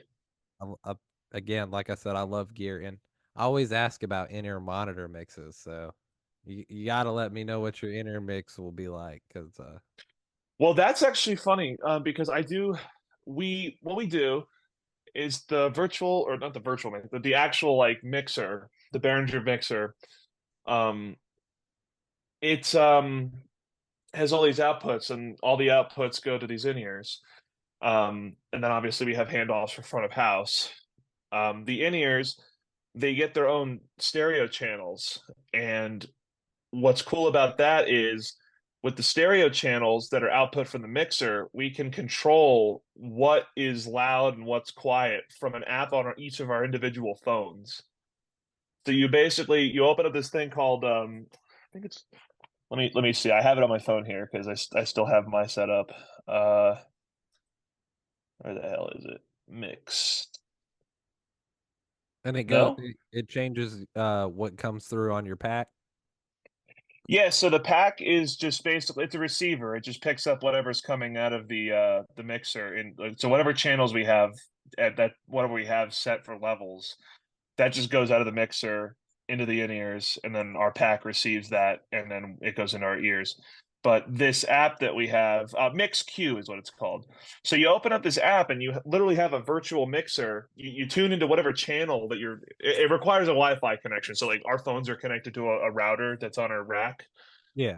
and then that allows our phones to communicate with the mixer. So like, say if I'm stereo 1 and 2, I would tune into that, and I would have Yasmin, click track, backtracks, drums, me on vocals, all the guitars, bass, samples, 808s, impacts, everything. And all I do is I just go, well, I don't want to hear any of the drums. I just want to hear the click track, the vocals, and my guitar, and a little bit of the other guy's guitars, and that's it. I could do that. If I wanted to hear nothing but my guitar and click, I could do that. And I control what I hear, and that's I think one of the coolest things about what we're doing. And I know a lot of other bands do this too with that setup, but everyone gets to personalize what goes into their ears as opposed to, hey Dave, I want to hear this, can you set this up in Logic or whatever we're using. So instead of him having to do all this, it's just we listen in real time and make the adjustments. And I think that's going to reflect in how good we sound live, because everyone's going to be able to hear exactly what they need to hear to do their best. Yeah, I bet it'll sound pretty tight too. So I'm hyped. Yeah. well, I'm gonna try to catch your Ohio or your Tennessee show, so Oh I'll yeah. get to hear it. Heck yeah. Okay, so we're getting down to the final bit. This is my favorite part. It's called Dream Festival. We're gonna curate a festival of your own making, and I'll walk you through it. Of course, I I stole this from Craig Reynolds from the Downbeat podcast. It's mine now. He doesn't like it. He doesn't use it anymore, so it's mine. Um, so I'll walk you through each of the different bits, and we'll end up with a festival that resembles something that your mind would take you to. Okay. So we got to start with the most important part, and that's what's the catering gonna be? Okay. And this is whatever you want.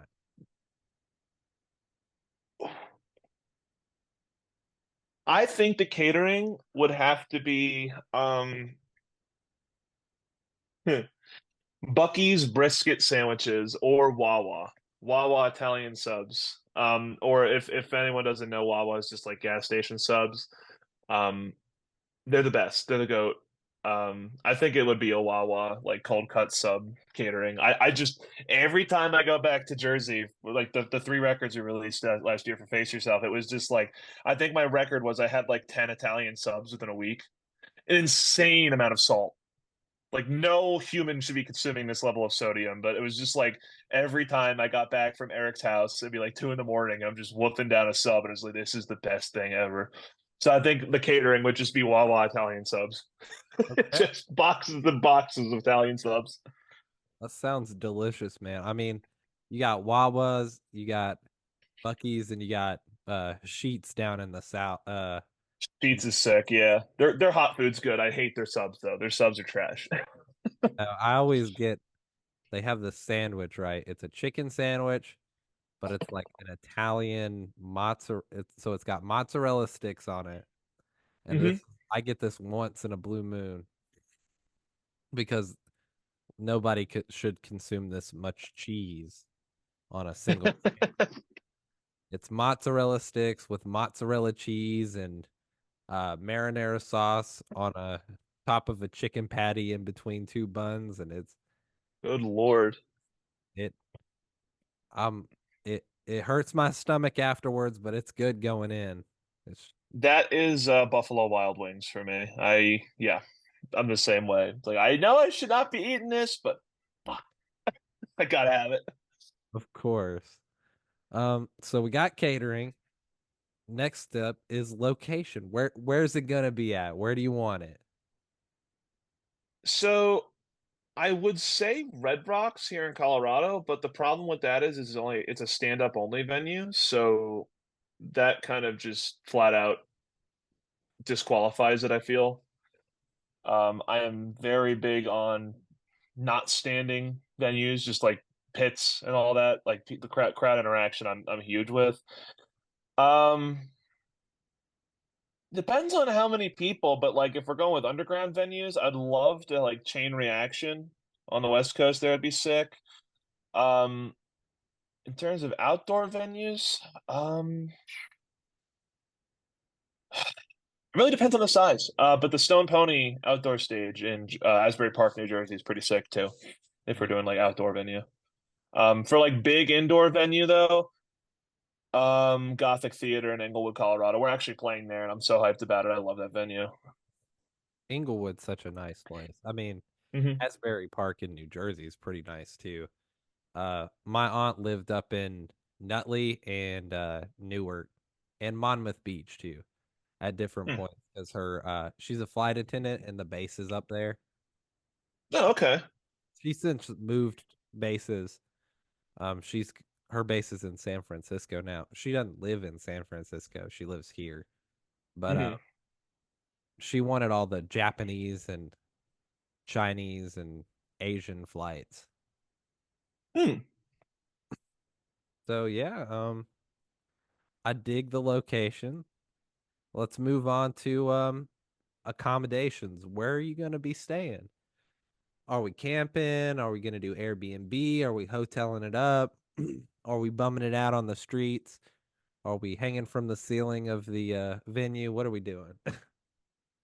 Are you talking about me and my band, or just me? um, your band will be somewhere. Just you. Just me? I don't know. Probably. I'd probably just go back to my mother's house if it's New Jersey. That, Got yeah, just got everything I need there. that's what's up, man. And you can eat a Wawa I'm simple. on the way home. Exactly. I'm not a party person really for the most part. So I'm just like if I'm staying somewhere to sleep, that's the best place. Nice and quiet there. Yeah. And none of those it'll be far enough away from the venue to where if you're trying to get some real sleep and they're partying after the words you can get some good sleep. Yeah, I'm very particular about where I sleep. Like our drummer Eric, he throws these parties and people sleep over at his place, but it's like the for the Gross Cigar video that we did, I think we wrapped up around 3:30 a.m. I left his place around 4, got to my mother's place at 5 and just crashed, but it was just like I'm not sleeping here. There's too many people and it's loud.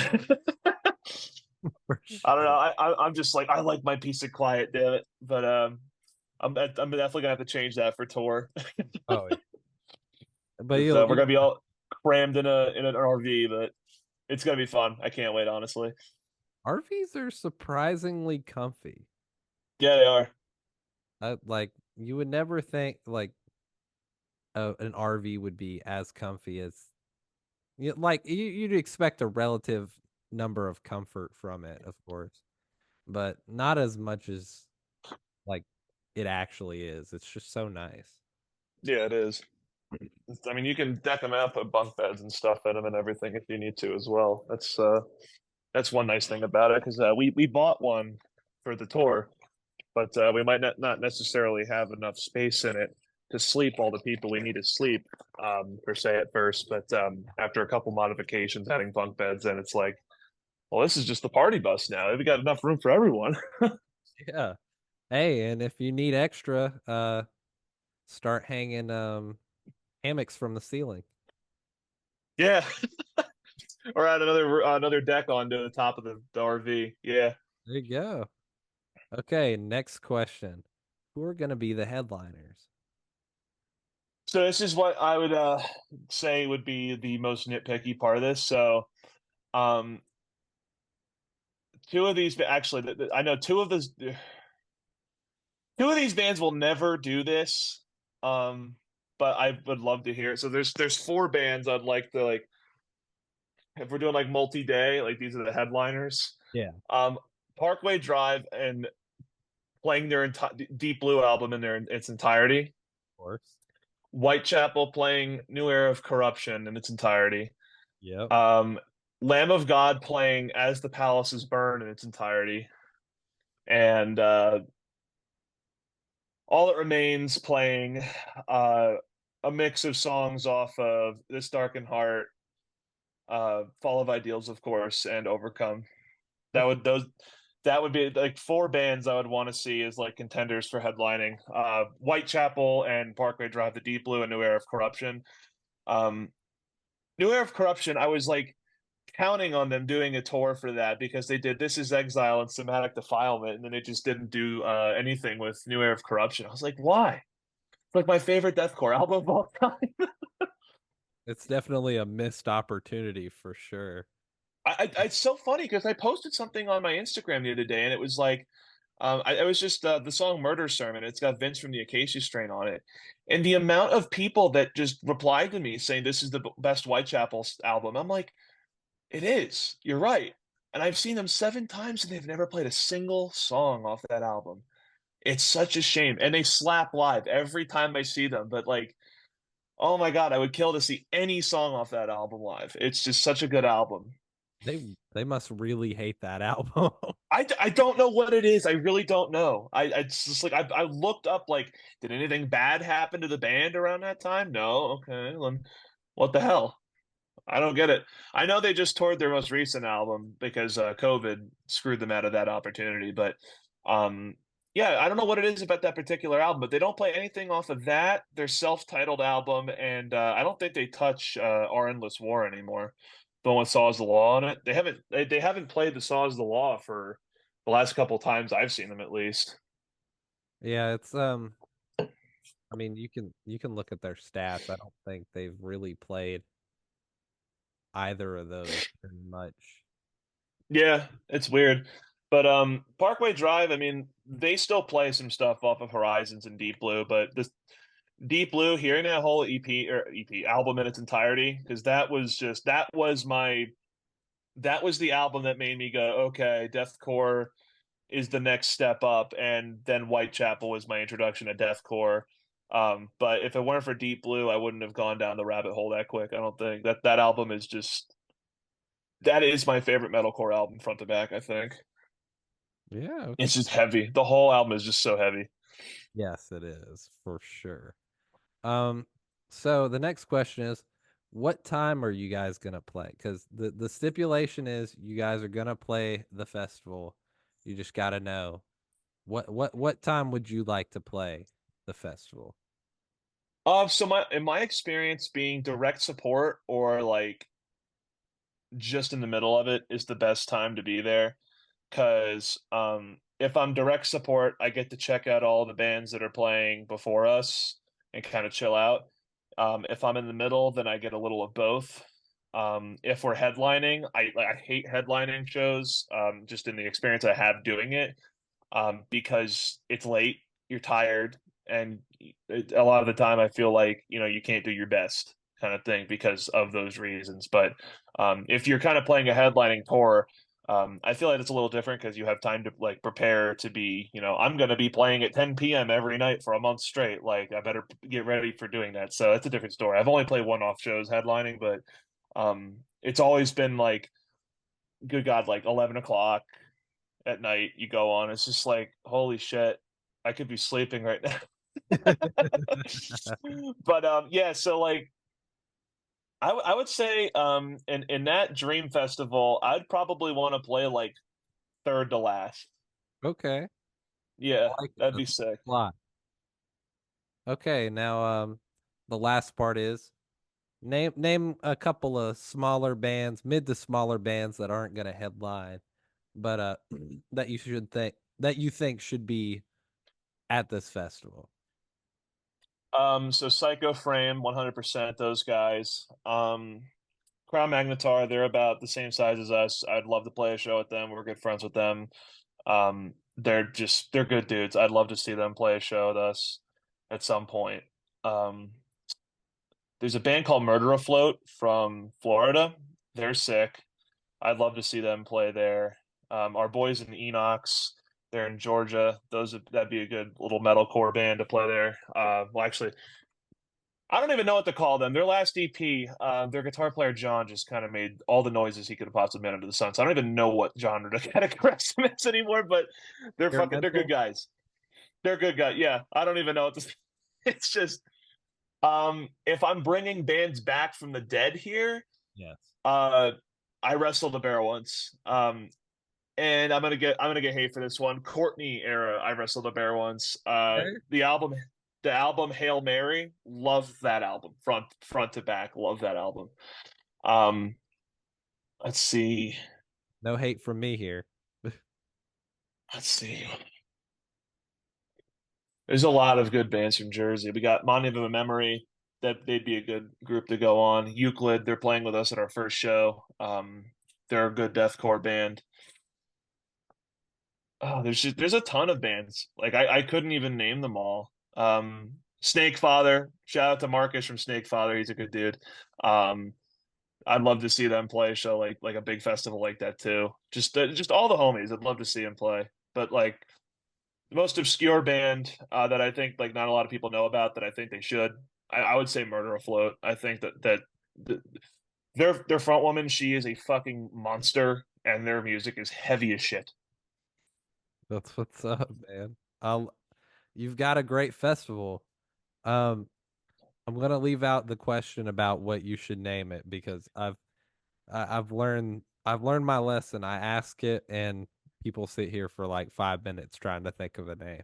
I mean, I would just call it Fuckfest or something like that. Hey, you know what? I'll take it, man. I'll take it. Just fuck in capital letters, like block letter 5150, like that font big, and then just fest in like cursive, really tiny below.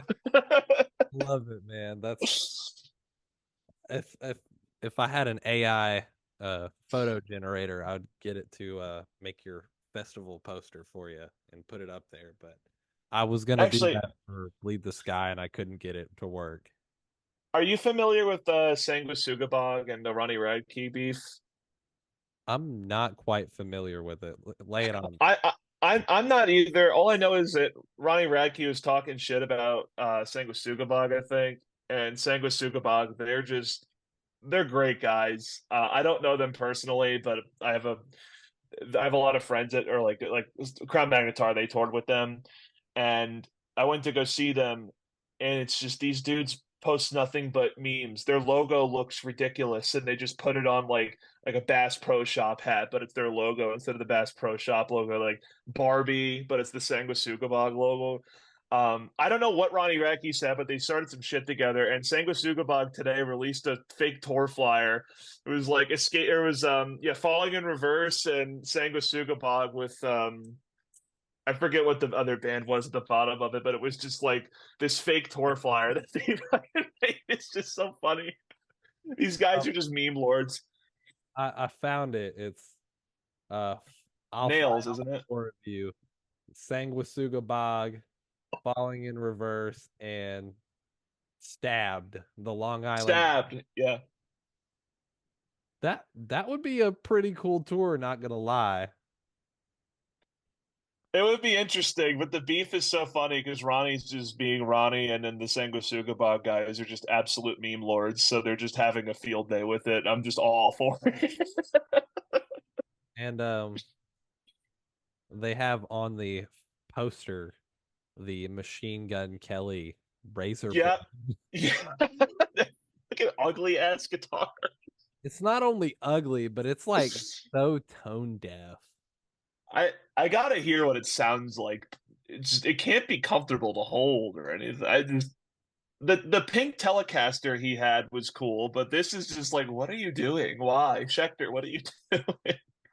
You would think they'd be smarter than that, right? Yeah, I don't know. I think it's just more of like Schecter just said, yeah, fuck it. This is funny. This isn't like a serious thing. But my God, is that just one strange looking guitar? It's not for me. I'll say that much. But I could actually really see a lot of pop punk bands taking that thing. You want to know how much it is? How much is it? Is it over $2,000? So apparently looking at it right now, it says it's on sale. Okay. Funny enough, it's currently $14.99, so $1,000. Okay. But it typically retails at $2,169. Wow. Yeah, and Interesting. it looks god awful. I wonder if that thing is just like nuts to play though. There's got to be something behind it. It's a maple 3-piece with a carbon fire reinforcement rod, glow in the dark inlays, ebony fretboard, Graphtec XL black tusk nut. You know, it. What is the body wood? What's the body made out of? That's my question. Basswood or basswood. Ooh, okay, that's a turnoff. Yeah, I don't. My one friend, he had a basswood guitar, and that thing just sounded like mud. It just people say wood doesn't affect the tone. I agree with you until you get into basswood. Basswood always gives you a way warmer sound, and for what I do, I like a lot of attack in my pick strokes, so it just ain't for me. This is bad. It's got a Pasadena plus Schecter bridge pickup, which aren't terrible, but they've got no reviews yet because nobody's bought it. Yeah, I remember that came out and I thought it was a meme originally, but it's real. I just don't know how they went from that pink Telecaster, which was actually a really nice guitar, how Machine Gun Kelly went from that to whatever the hell the razor blade thing is. Yeah, I'm proceeding to check out right now. I'm gonna buy it. No, I would not buy that. I'd buy one of the Zach Wild guitars, maybe.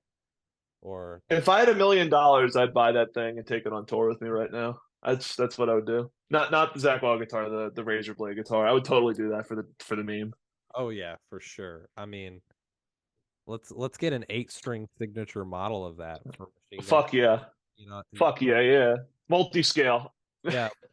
There you go. We're on to something here. See, Schecter, they should have just hit us up when they were going to decide to make this garbage. Right? At least we'd make it fun. But yeah, I don't get that. I put like Hello Kitty stickers on and everything. I would just go full out with it. Yeah, man, that sounds good to me.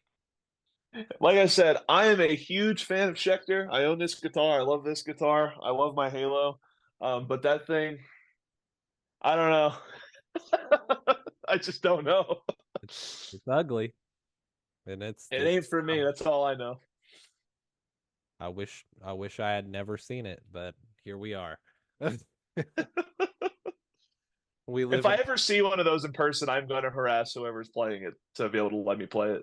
It's it's just one of those things. Like, it's just so weird looking. I gotta play it. Like, Hey, Machine Gun Kelly, sponsor me or sponsor the podcast with this guitar so we can get this to every one of the musicians I get on here so they can try every it. guitar player ever.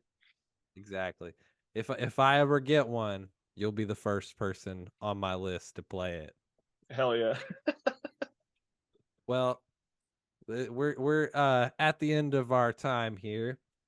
You have any plugs or shout outs, any new music, any new shows you want to say Yeah, on? we just got Face Yourself's first show in Rutherford, New Jersey on the 27th of this month, January 2024.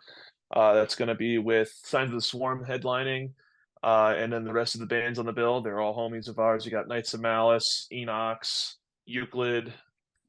All those bands are going to fucking kill it. I can't wait for that show. Can't wait to play all this material that we've written over the last year. Can't wait to play some of these songs. It's going to be so much fun. But we're going to be taking some of these songs on the road with us too on Chaos and Carnage. And if anyone's out there wants to go see a pretty sick fucking lineup, not even just for not even for Face Yourself, Humanity's Last Breath, Zenith Passage, all those bands. Oh my God, I'm so happy that Humanity's Last Breath is coming over here. So I'm in for a treat every night on this tour, and I hope everyone gets a chance to come out and see it for themselves as well. You also got Carnifex, Cattle Decap. Cattle Decap, Rivers of Nile. Yeah, it's Vitriol too.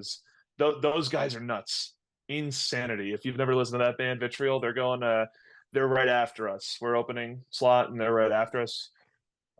Their drummer, he is an animal.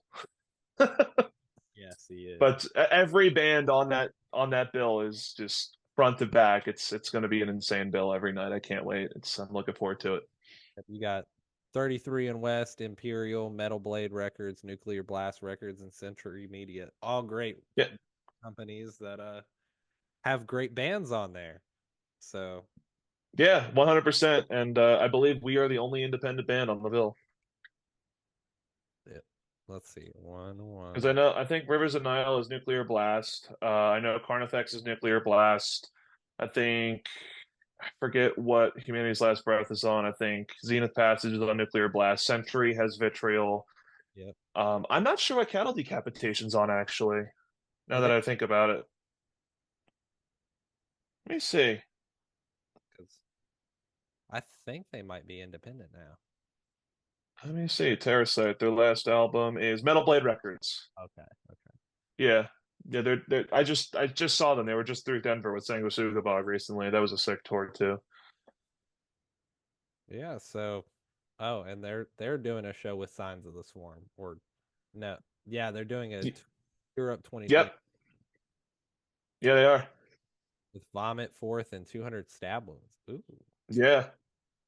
It's gonna be awesome. That tour is gonna be awesome too. All the Europe guys, go check that out. That's gonna be a really sick tour. Yeah, for sure. And then I know you guys put out new music recently, but new music? Always working on it. We're kind of settling in to get ready for the live show. But we're always working on new stuff. The constant flow of 3 EPs in a year. Definitely going to be a bit before we do that since we got live shows in the mix now. But you can expect something before the end of the year, 100%. Well, you guys heard it here first. Keep looking out for new music. And then any shout outs you want to give? Yeah. Just shout out to literally all the guys who did features on the Face Yourself shit, all the Square Up Studio gang that Eric friends with, just homies from back east in Jersey. I miss all you guys and hope to see you at the Brooklyn show or the Pennsylvania show. Enox, those guys, Monument of Memory, Tommy from Newcomer. He's in LA now, but all those guys, I hope to see you guys on the tour. Really sick bands. Check those out. Enox and Monument of Memory. Check those guys out. They're really good guys. Yeah, I mean, you guys got a good bit of people on your record. You got Obsidian, Cognitive, Diamonds to Dust, Jinx, Yep. Memory, Funeral Wake, and Oceans of Illusions on here. Yep. Yeah, and yep. We got a couple other ideas for who we're doing for features down the line, but the concept for those was just we wanted the homies back east to be on the tracks with us. So just super glad to have had them. Really, really good guys across the board. Like I said, I can't. Every time I see them, it's always a good time. Hell yeah, man. Okay. What song would you like to have for the outro to the by you guys on the podcast? What would you like to have as the outro song? Ooh.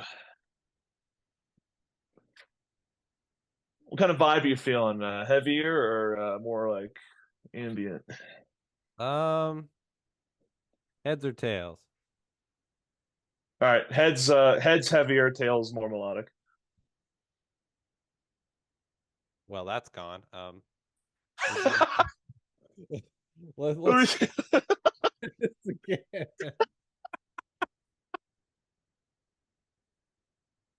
Okay, we got heads. All right, Betrayer, the first song off of Tales of Death. Okay, Betrayer it is. Thank you so much for coming on the podcast. Thanks for having me, man. Fun to talk.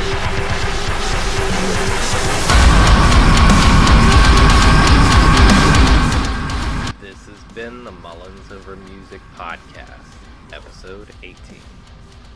Host, producer, and editor is me, of course, Austin Mullins. Special thank you to Corey of Face Yourself and Levitated. The song for the end credits is The Betrayer by Face Yourself. Check out Face Yourself and Levitated on all social media platforms. New EP Martyr by Face Yourself is out April 18th through Sumerian Records. Special thanks to Corey for being an awesome guest and an awesome dude. You're the man. Another special thanks to viewers like you. Thank you.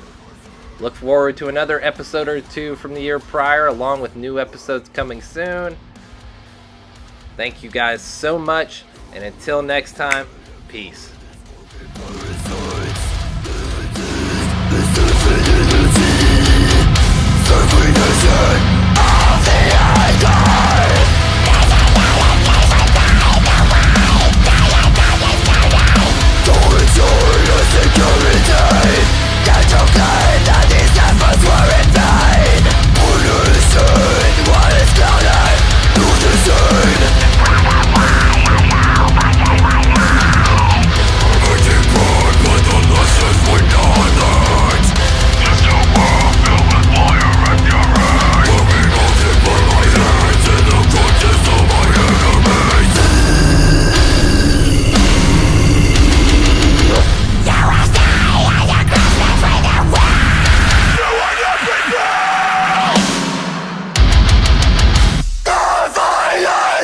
Just